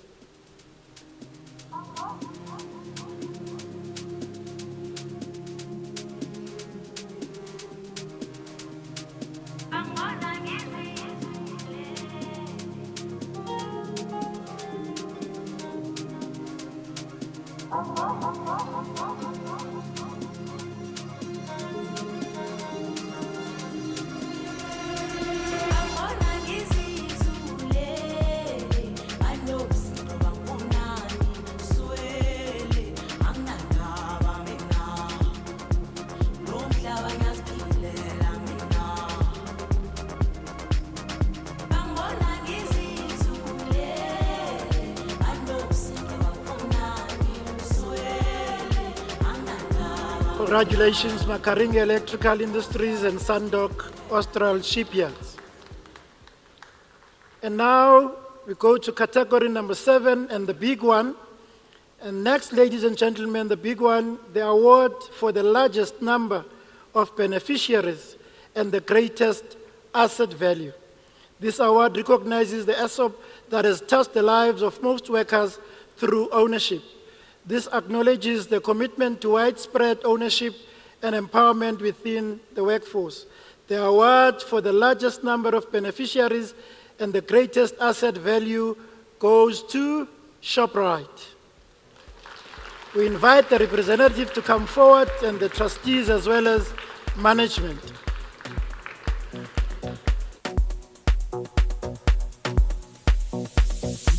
Moya wengcwele umdalo wento zonke Thixo kulunga simakade sezulu akekho Nkosi ufana nawe akekho futhi akufana siyakumema Nkosi siyakhala phambi kobuso bakho ngalona Nkosi umzuzu balahlekelwe imisebenzi balahlekelwe ngamakhaya simakade sezulu ngenelela Nkosi engcwele ubonakalisa Nkosi yakho amandla Nkosi empilweni zabo mabangalahli ithemba Nkosi yokulunga okudeke naphakade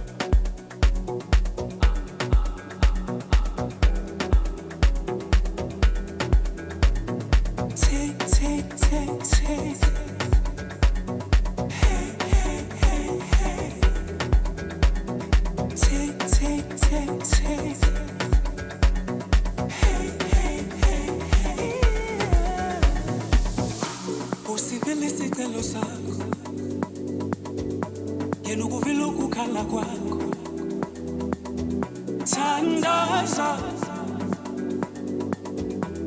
uhlale setha kwakho uhlale kunye na ungayeki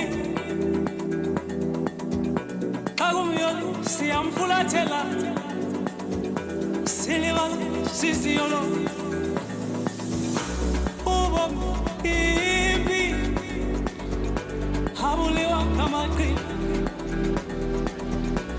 uliwangejo uliwango tela kuye tangaza ungayeki ungayeki thandaza thandaza ungalahli ithemba.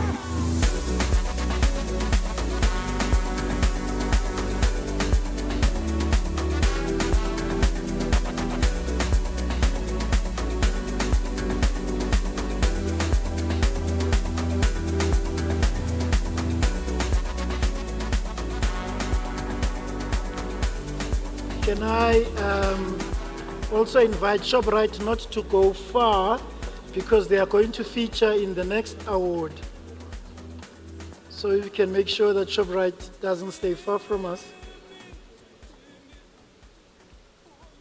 Ladies and gentlemen and distinguished guests, as we conclude this morning's award with the award for the best governance policies.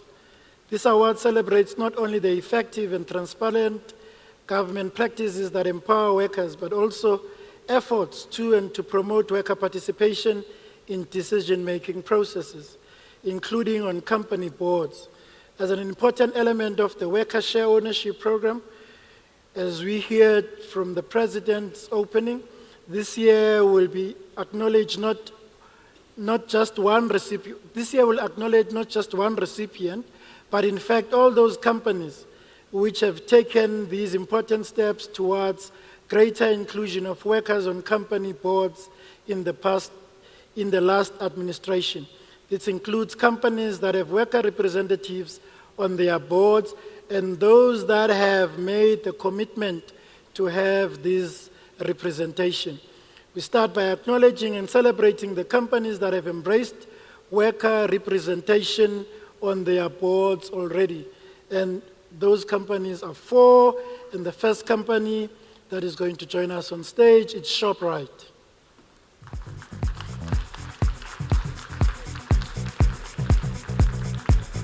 So what we're going to do, because we have got many recipients here, we are going to take individual pictures and then we're going to take a group picture at the end.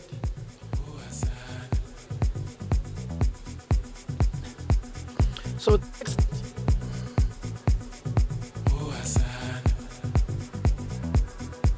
And the next winner, ladies and gentlemen, it is Coca-Cola Beverages, South Africa.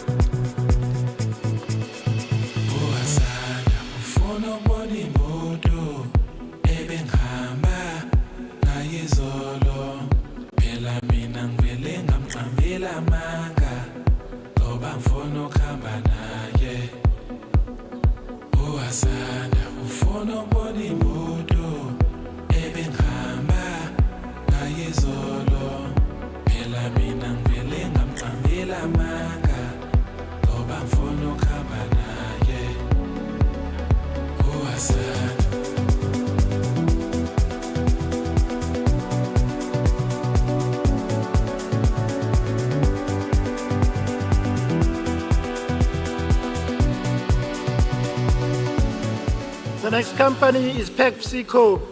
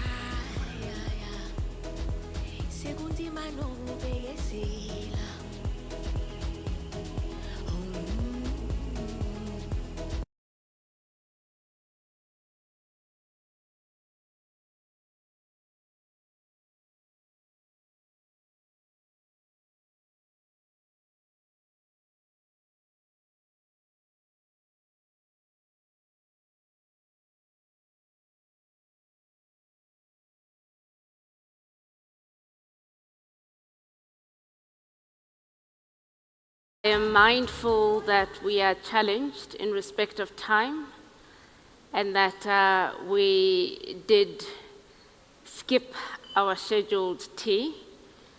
Thank you for your indulgence in bearing with the first segment of our program for this morning.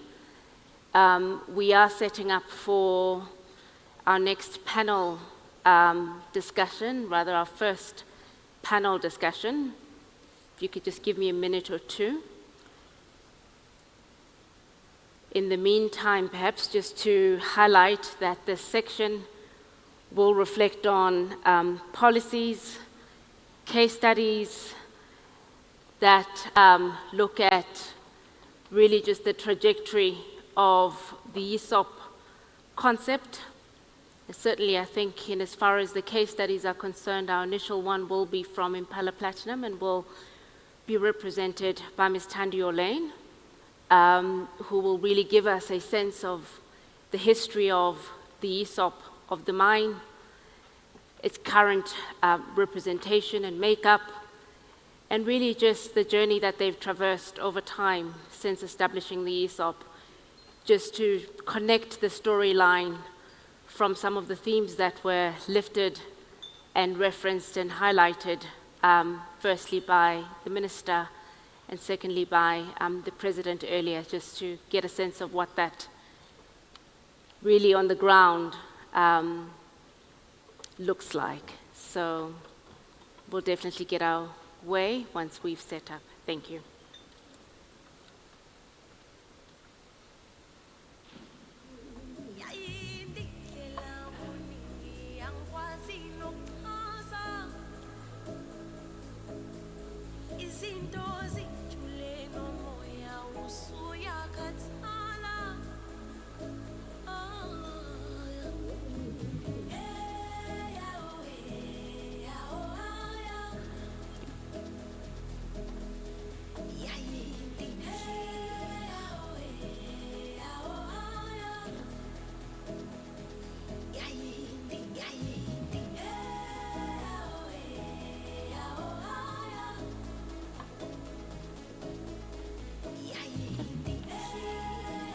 Thank you, team.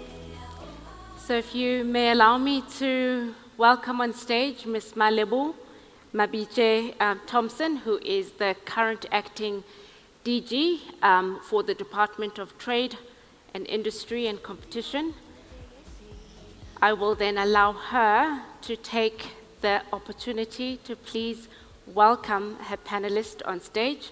And the focus really of this discussion is looking at measures to promote worker share ownership. And then after which we will then invite Ms. Thandiwe Lane to take us through the Impala case study. Thank you very much. Thank you, and good afternoon to everyone. That's it. Maybe before we even start, a round of applause for the work that people in this room have done in order to take this work of share worker ownership forward and turn workers into owners of enterprises in which they work. Very, very, very encouraging. Thank you for that pioneering work. So I will ask first Minister Pravin Gordhan, Minister of Department of Public Enterprises, to please join me as part of the panelists. And then Ms. Sipati Malema of the National Union of Mine Workers to also come through, Minister. The chair of the IDC board to also come on stage to join. The Commissioner of the Competition Commission to also join on stage. And this is the panel members for today. I see we've got an issue, we will resolve it.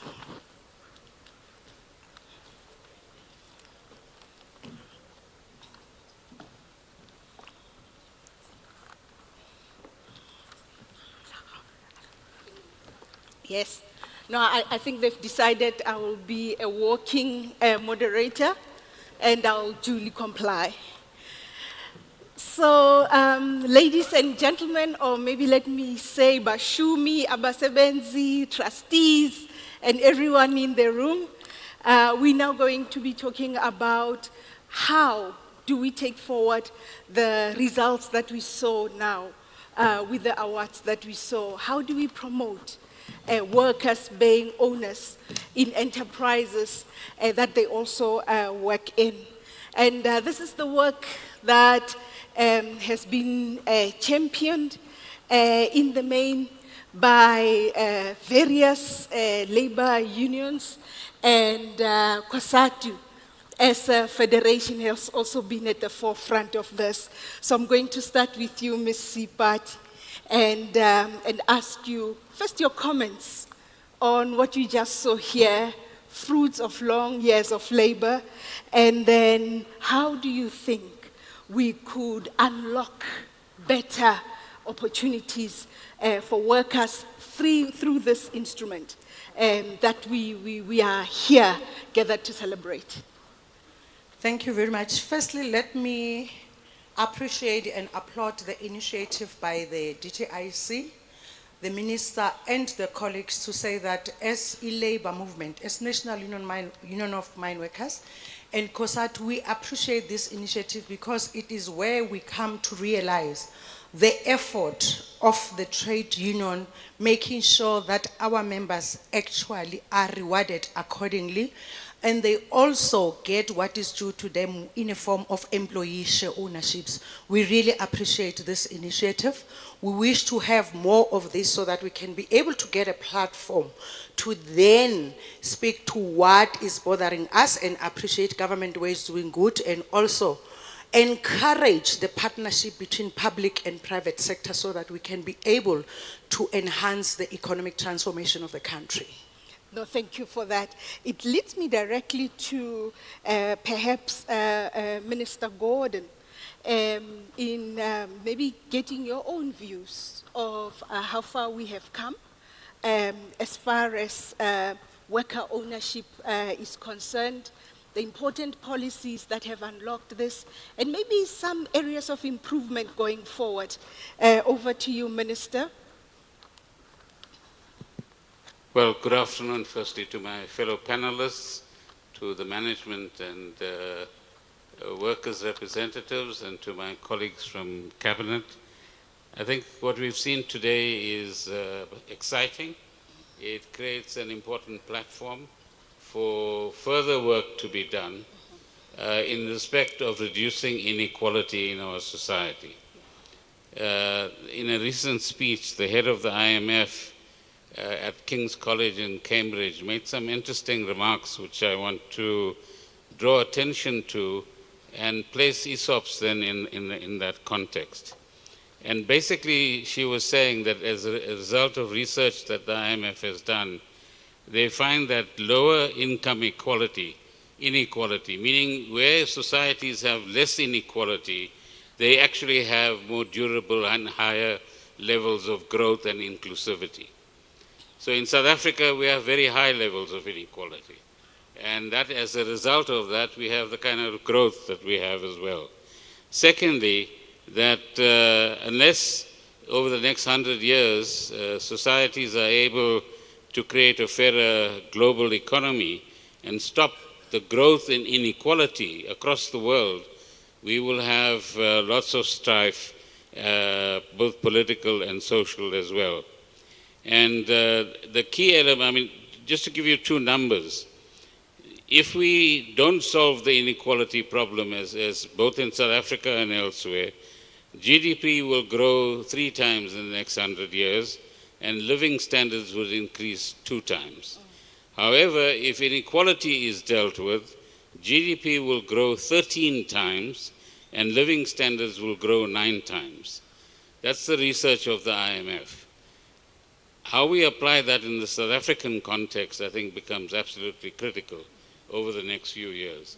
So what we've seen today, I repeat, is a very good platform, but we require further developments, further initiatives that tackle the problem of inequality. Absolutely, Minister. In actual fact, economic theory tells us that countries that are more equal tend to be countries that grow much better than those that are not equal. So absolutely on the point on that one. Then to the Competition Commissioner, Madam Tsepe, you've also been at the forefront of implementing some of the transactions that were celebrated today. In your own view, what are the important lessons that we should draw from the work that has been done, and what else could we do different going forward? Good day, Acting DG, and thank you for this opportunity, and good day to everyone. I think what happened, and we heard this from the President and the Minister, the 2019 amendments to the Competition Act was a catalyst in including a transformation agenda on competition regulation. And what the amendment actually did was to require that when competition authorities are assessing measures, they must look at whether those measures promote a greater spread of ownership. And this was not just for firms that are owned by historically disadvantaged individuals, but it was also for workers as well. Since then, the competition authorities in the form of the Competition Commission and the Competition Tribunal have used the provisions of this amendment to require the establishment of employee ownership schemes in measures that have come before the competition authorities, and especially those that were not promoting a transformation at the time. And if you look at this time, DG, we have implemented or established around 50 employee ownership schemes that are benefiting over 200 workers and somewhere to the value of 58 billion of that. This has increased over time. I mean, if you think about it, in 2019, I think we had 2 employee ownership schemes. To last year, there were about 25 that were established through this. And you're correct, it is through this process that we've gained some lessons, and there are a number that I wanted to talk about. And there were challenges, and I think we could look into that. The first one we saw is that regulatory and legislative framework is a catalyst to improving this. We were able, as the regulators, to use the powers that were given to the Commission to ensure that we use those as an important driver to establish this. And this we saw because a few of the firms that would come before the competition authorities, in fact, would not have come up with an employee share ownership scheme, but we've seen that increasing and being accepted over time. But what is of a concern from a challenge point of view is you're seeing that ESOPs are seen as an alternative to an HDP structure, for example. And I think we need to look at a point where both can be effected in some transaction. And we've seen that happen, particularly with the larger transactions. The second one was, the second lesson for us is, despite early resistance to employee share ownership schemes, I must say we're seeing an increase, particularly from larger firms, including foreign firms who are now gradually allowing for ESOPs to be implemented. What is a challenge for us, we see, is that this acceptance is leaving us within the levels of 5 to 10% ownerships and no board representation for workers in the board. And I think these are some of the things we need to be looking at as we're engaging with firms to see how best do we deal with this. The third one, which is also linked to the lower levels of ownership, has been in funding. And as you know, workers ordinarily wouldn't have the amount of monies required to acquire these shares. And as a result, that has meant lower levels of shareholding. And I think this is where funding institutions or working with funding institutions. I know we have a conversation coming later that we should be looking at that, and I think it's an important conversation for us to engage on. The other issue has been about dividends and how do we deal with issues of dividends. They've been used over time to try to look at repayment, and I think we could be looking as dividend payment as a mechanism to also deal with inequality. The minister has dealt with that, and if we have in the framework of employee share ownership schemes, issues of proper dividends, including the levels of dividends that could accrue to workers. I think that's one of the things we should be looking broadly on. Let me interject right there, Commissioner, and ask maybe the chair of the board of the IDC, Ms. Busi Mabuza, to come in, share with us ways in which, beyond regulation, beyond the good work that the competition is doing, or maybe I should say complementing the work that the Competition Commission is doing. In what ways is IDC supporting workers? Malebusos, clearly the regulatory nudge is very important. That's why in terms of the numbers we were seeing earlier on, 40%, I think the work that the Competition Commission has done accounts for 40% of the 550,000 workers that we were told are currently beneficiaries of such schemes. And that's why we also see a preponderance of such schemes in mining, where there is supportive codes, BE codes. However, to unlock this, the funding, it remains quite a challenge. The elephant probably in the room is employee share ownership schemes that are under the water. So they've been created, people have been promised, but nothing is coming because the funding is so onerous. And in that respect, yes, the funding institutions need to come to the party, but I'm hoping that government as well, and I'm not only saying this because I'm sitting not too far from a former commissioner of SARS, but government can also come to the party in terms of incentives. Can such funding structures probably be tax exempt? The promoters, the vendors, once they acknowledge that this is a win-win formula, then we'll start considering, I think, subsidizing as shareholders the entry, especially of the workers as part owners of businesses. This is not something that's unheard of. Private equity structures normally subsidize management share ownership schemes. And I think the financial boffins in the House can just, and I actually look forward to the later panel, can extend such financial engineering and see if we can benefit in that regard. No, thank you very much. Could it be that maybe we are the only few South Africans that actually know about what this program has been able to achieve? And for that reason, some of these challenges that are faced by workers in their strive to become owners have not received enough attention, not in academia as much as we would like to have it, and not also in the media in celebrating our successes. And therefore it just minimizes the big impact that this important instrument is having on transformation in general. And for that one, I would just like to hear from the representative of the National Union of Mine Workers, Ms. Sipati.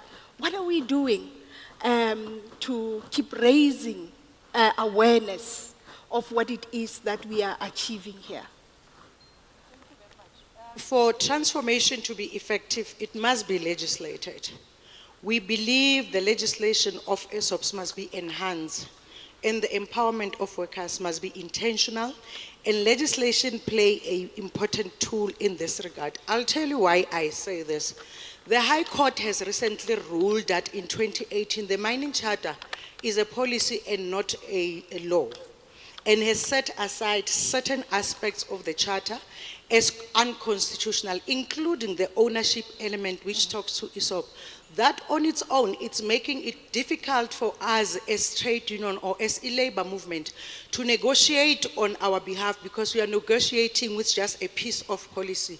So as the NUM via COSATU, to make sure that we create awareness, we are saying we are going to take part of this the rules by the judgment of the High Court through COSATU to be taken to the MPRDA so that it can be legislation, and will be negotiating from an informed position to say that this is what the law requires the companies to do.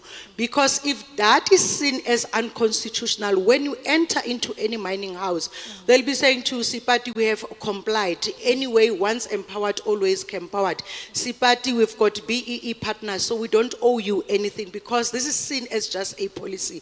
But if it is legislated through the MPRDA that the 8% that was initially facilitated by the mining charter, it must be included in the MPRDA, then it will make our job difficult, and it will also enhance the program and the awareness to say we are negotiating from an informed position. Very, very good. So, Minister, maybe tapping into your own experience back as a commissioner of SARS, because one of the panelists brought it up, this issue of incentivizing, including through tax.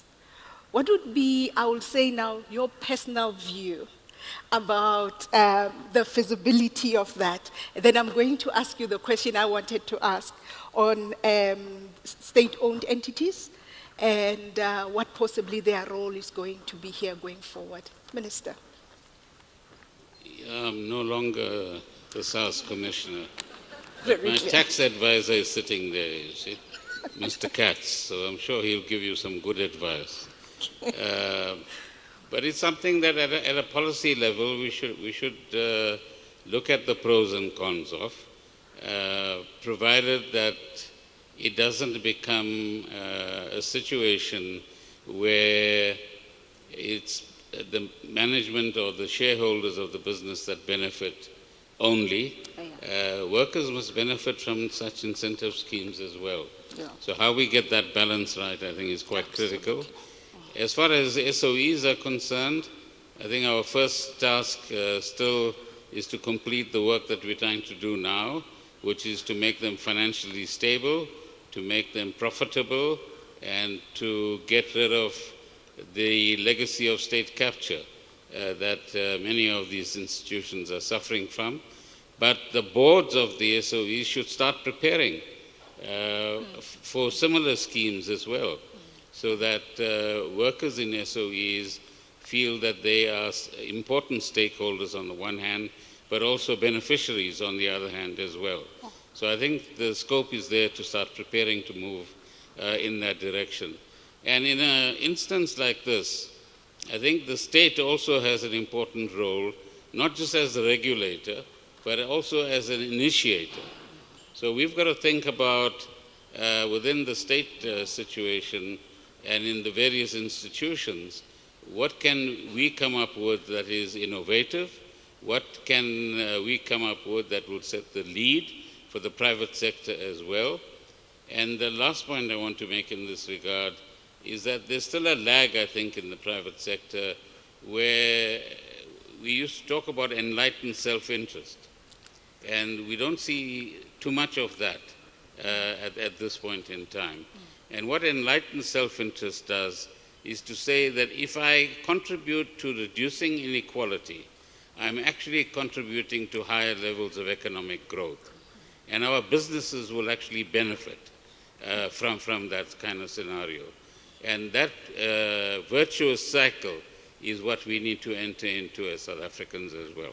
Thank you. No, thank you very much.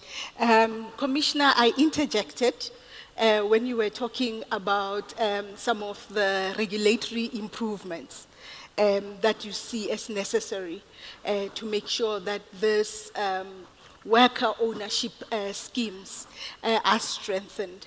I just want to also maybe hear from you, where have you seen pitfalls that have made some of these not to work as effectively as they ought to? DG, thank you. And I think I've raised some of that in my introductory remarks. The first one, as I said, is, and I think Sipati touched on this in a way, is that we need to ensure that if we are to see this broadening of the initiative just beyond competition law, that we have a regulatory framework to do so. And I think that's the first part, is that we can't just rely on competition law to ensure that employee share ownership schemes work. They actually need to be broadened. As you know, even in competition law, this is only within merger regulation even. So I think there is a need for that. The other issue is in relation to where we have settled on. As I said, are we settling on ownership at around 5 to 10%, or do we need to be looking at a broader a way of looking at this? And lastly, I think it's issues of board representation of workers in these schemes, and I think we should be looking at how best we deal with that. The minister did mention that we're looking at a code of conduct, what we call a framework, and I think in those framework we need to be saying these are the sort of governance framework we require, and in order to get it right, these are the need, a bigger percentage required, where it's not an either-or situation between an HDP transaction or a worker ownership, but both could coexist, and how best to fund it so that we also have better dividend flow that benefit the workers. Absolutely. And back to you, Chair of the IDC Board, Ms. Busi Mabuza. In your own experience with the transactions that have been supported, including via the IDC, what would you say are ways in which worker share ownership could unlock better company performance, so that we just don't see this as almost a cost to doing business, but a hidden benefit in doing business that those that have gone that route have found various benefits to? Especially where they are well-structured, Malibu, and the workers are actually seeing the benefit of such schemes. First of all, one needs to have conversations with other shareholders. So all of a sudden, everybody in the business will have to engage as equals, as shareholders, to talk about the future of the business. We always, especially in the private sector when going on roadshows, inform investors that there is full alignment between management objectives and the shareholders, where the management have been afforded share ownership schemes or opportunities. Now, what more, how much more compelling would it be to tell the shareholders that the workers are similarly aligned? I believe that conversations around the costs of the company would be completely different, because the workers will have to look at the annual financial statements and understand the strategy going forward. The innovation will be absolutely amazing. No, thank you for that. I see our panel hasn't been given any time limit, and I'm very grateful for that. So for that reason, I'm going to ask in a minute each if all the panelists can just indicate just one important thing that you are taking from the work that you have seen so far, including the awards and the work that in your own area you are doing in as far as worker share ownership is concerned? Start with the work area to say we will urge the mining house or where we are recruiting and servicing to be welcoming to the innovation that we're coming with, in a sense that if the employee share ownership scheme, it's not giving the sense of ownership to the members, they would not be able to pride themselves with it. However, if innovation is then accepted and being supported between the union and the employer, in that way we'll then be able to achieve the intended purpose of creating that sense of ownership. We are currently looking at ensuring that this sense of ownership goes beyond just getting the money after 5 years or after 3 years, but it creates a sense of ownership. As a NUM, we're in the process of ensuring that through this process of ownership, we want to create infrastructure development that will be owned by the members through the payout that is made by the company. So that in the next initiative similar to this one, we can then be able to get the mining sector be awarded the best award or the best nomination, categorized as such. Thank you. Thank you very much. Minister? No, I agree with the representative of NUM, firstly.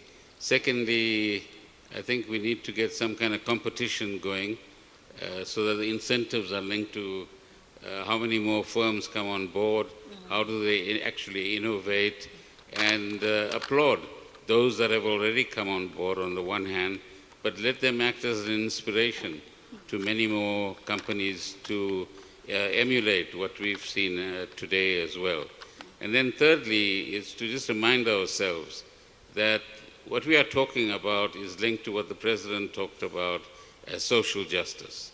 That in South Africa, it's important that we continue to strive for a society where we see more and more achievements that take us towards a more complete form of social justice, and getting rid of the levels of inequality and marginalization that we have in our society is one of the biggest contributions that we can make in that regard as well. Otherwise, we have a political economy that's going to be risky both for workers, for firms, and for society more generally as well. But today is a great inspiration for the positive things that we can do as South Africans. Thank you. Thank you, Minister. Commissioner? Thank you, DG. I think for me, it's been that promoting worker ownership is a journey where each step is taking us closer to an end objective. And for us as the Competition Authority, that objective is building an economy that is deconcentrated but inclusive. And I think we have made considerable progress in the few years since the amendment. And with the broadening of this initiative, I think for me, beyond competition law, there is promise of a greater progress in years to come. Thank you, DG. Thank you very much. And this, in my view, is one of the most significant steps in the transformation journey towards not only a sustainable economy, but an economy that is resilient, that we can all be proud of. No, thank you. This then brings us to the end of our panel discussion. I think the responsibility of having power is using it responsibly. So thank you for not giving us a time limit. But I hope this discussion has been most inspiring. We've been given marching orders. The first is that all of us have to look at how do we make this instrument work much better. Within government, how do we regulate for development? And how do we make sure that the benefits are spread and empowerment also goes to the least empowered in our own population, the youth, and particularly women, as Minister Nkosazana Dlamini-Zuma would remind us. So with that, thank you very much, and over to you. Thank you. So, DG, I think you took advantage of your powers. No, thank you very much, and thank you once again to our esteemed panel. Thank you. As I indicated earlier, I'm most mindful that we are running somewhat slightly behind time. I do beg your indulgence for just an extra couple of minutes to honor our next segment, which is the case study from Impala. I would like to take this then opportunity to invite Ms. Thandi Oleng, chairperson of Impala, who will, as I indicated earlier, give us a historic sense of the journey that they have taken insofar as worker ownership schemes are concerned. So she'll give us the full spectrum, at least of how they did it, how it arose, certainly how many workers benefit from the arrangement, and also in the light of our earlier conversation, whether dividends or how dividends have been managed or paid out, but also in picking up from the earlier conversation that we've just had now, that it's not just about dividend, but really about meaningful ownership, that is, which surely through her case study they'll also be able to highlight. So I'm going to hand over to you, Ms. Thandi, to give us your example of how you've done it. Thank you, Pira. Thank you very much. Mr. Minister Patel, the ministers present here, deputy ministers, abasebenzi, abaqashi, abamabhizinisi, nebandla lonke elikhoyo, siyanibulisa ngale njikalanga. I'm not sure if I'm going to be able to manage this so everybody can see. It was not given. Oh, there you are. Okay. Firstly, it is a pleasure to be with you today to discuss, among others, the significant socio-economic benefits employee share ownership schemes offer to South Africa. As chairperson of Implats, I will share with you how we think about employee relations and remuneration, the risks inherent in share ownership schemes in the mining sector, the details of our flagship share ownership scheme, and the opportunities these structures hold. I think a lot has already been said about the challenges and the benefits, but as this case study will illustrate, I really would like us to take the journey together. At Implats, our stated purpose is to create a better future. We seek to do this not just through the green metals we produce, but through the way we do business. Mining is a people business, and Implats provides jobs to around 68,000 employees in 3 countries. These include our contractors as well. The way we recognize and reward our people reflects who we are as a group and significantly impacts the communities and economies in which we operate. In South Africa alone, we have employee share ownership trusts, or ESOTs as they are known, at each of our managed operations.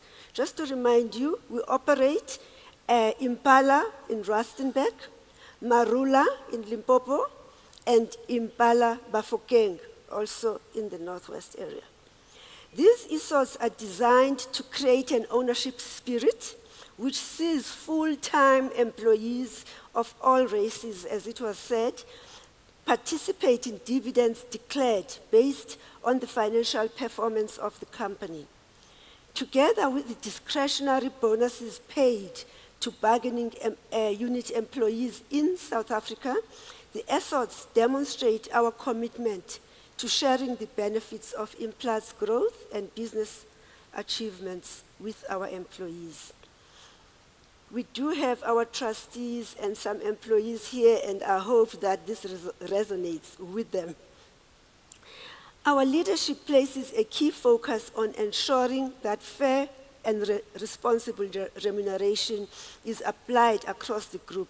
So you'll note that we've put our share ownership schemes in the context of the broader remuneration. We know that shareholders and investment rating agencies have rightly placed an increased focus on fair and responsible pay practices, and we wholeheartedly agree with this emphasis. Our remuneration journey over the past 5 years is nothing short of remarkable due to the increased total remuneration for our employees.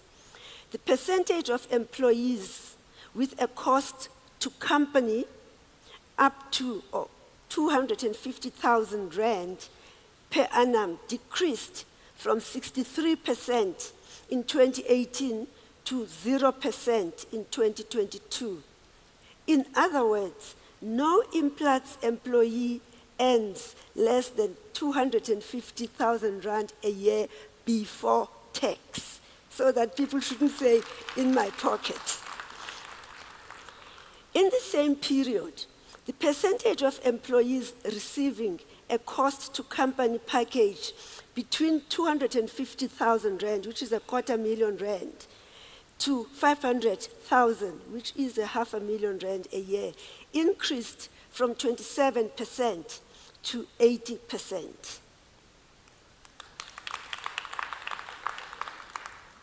Therefore, ESOTs are just one of the mechanisms we use to support fair and equitable pay and increase economic inclusion in line with our values to respect, care, and deliver.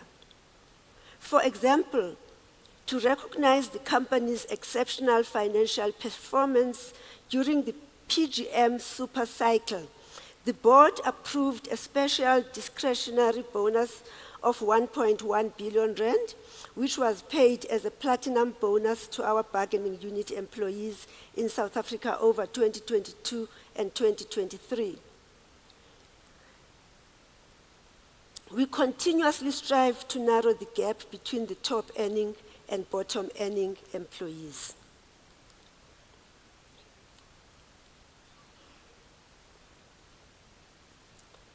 Implementing employee ownership schemes and managing payouts can be challenging.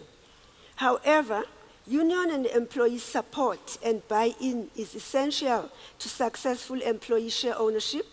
Employees and their representatives may have varying attitudes towards these schemes, supporting them under certain conditions, but not in others. Taxation is also an issue. Many employees are relatively new to taxpayers, and like all of us, are not happy when the tax year ends. For our employees to receive their dividend payouts from the group's South African ESOTs, which are taxed prior to payout, they must have a tax number and their tax affairs must be in order, which is sometimes not the case, and these employees require assistance. I just want to touch on the cyclical nature of our industry.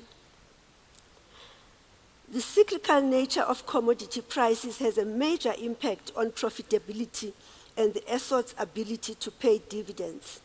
The platinum group metal sector profitability is highly cyclical and tends to be characterized by what we call short, hot summers and long, cold winters.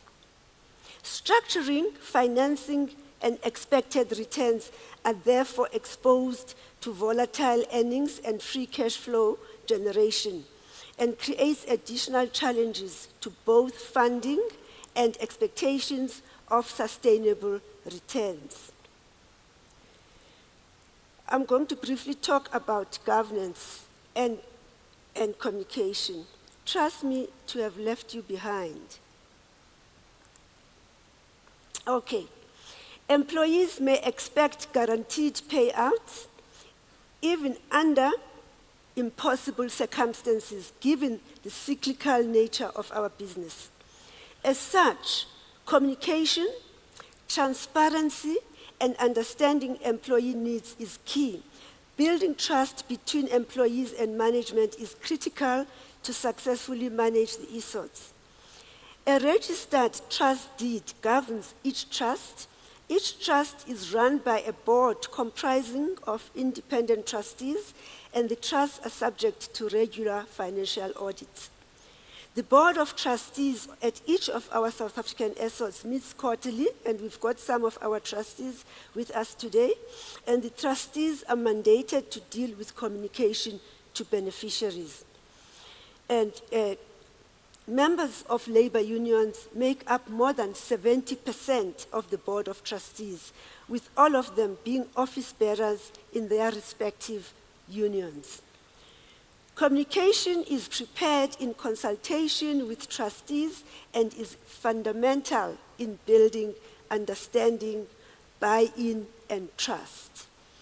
The communications distributed to beneficiaries online and explain key concepts such as shareholding, profit, cash flow, dividends, loan repayment, taxation, IT 88, and other key relevant words.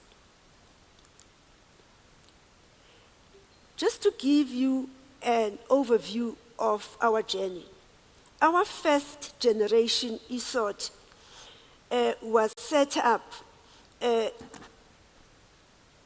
when was it? In 2006. And that, we call it, was the vanilla operation of ESOT that the minister has referred to. The shares were allotted at a specific price, funded through a vendor financial loan, with the dividends earned on the shares serving as the interest payment. So again, as Minister said, we had to pay out and pay the loan before. And everybody could have guessed. The moment the cycle went down, we couldn't keep up with the dividends, and therefore the share price, as Ms. Mabuza said, went underwater. We therefore decided to move away from a capital appreciation scheme to an income scheme. Again, it's got its pros and cons in that you don't own shares in your own hand, but you can get the money. So we felt that show us the money is a better option. This was set up in 2014. The trust, the one we're using, is the Impala one in Rustenburg. The trust holds 4% in Impala Platinum, which owns and manages the Impala Rustenburg and Impala refineries operations. And that is where we have an average of 32,000 people who receive dividends. And we have paid the dividends over the last 3 years. In the 25 months between August 2021 and September 2023, the ESOT has paid a total of just over 1 billion rands to the beneficiaries. It's just about 1.1. And the single payment per dividend, you've been given the averages, but the top people who have been with the company for those periods have been able to get over 36,000 rand. So if you look at it over the 3-year period, it's been over 100,000 rand. And if people saved it wisely, then it would create wealth. So for all our South African ESOTs combined in financial year 2023 alone, a total of 660 million rand was distributed to the beneficiaries. Okay. So we refer to this as the broad-based evergreen structure. So the trust includes all qualifying employees as well as all good leavers in the dividend period. 94.1% of all women employed at Impala Rustenburg participate in the ESOT. And as I've said, it's structured to distribute dividends as and when we declare dividends as that particular operation.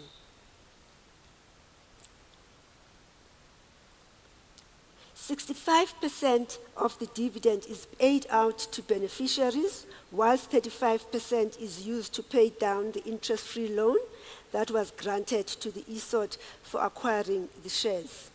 I really would like us to think through on what are the optimal funding structures that could help in this respect. As somebody said, some companies do donate the shares, but we have to engage on this matter.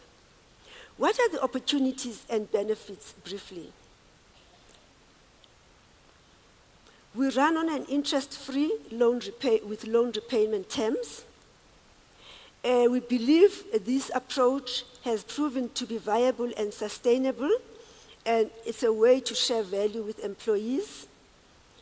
And we reward employees, attract and retain talent, motivate performance, and align employee interests with those of shareholders. There is a positive spin-off on the economy. These schemes grow the tax net and stimulate economic activity.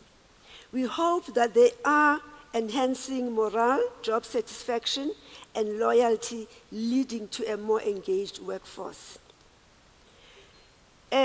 We believe strongly that they should foster a culture of financial literacy and long-term wealth accumulation amongst all the other benefits that have already been outlined.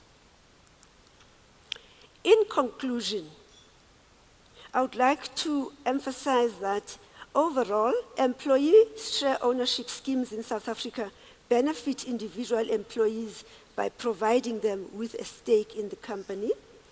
They contribute to the broader socio-economic goals, and properly governed and with enthusiastic employee and labor union buy-in, they can be game changers for employees who can have a real and meaningful share in the performance of the business. So I'm hoping that our case study will help you to think through your own journey with your own share schemes. Thank you very much.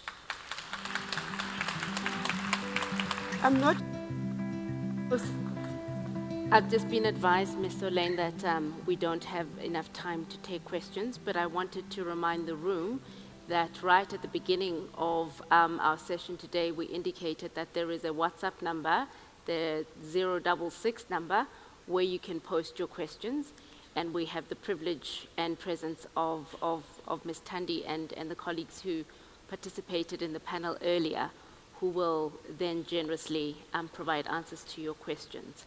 But thank you very much for that insight and certainly detail on the Impala case. Okay. The time is, on my end, is 13:21. I've been advised that lunch will be 30 minutes. So that means we are back here. We'll resume at 2. Oh, okay. So we'll resume at 2. If I could just have your support to the process to be back here at 2, I'd really appreciate that. And then we'll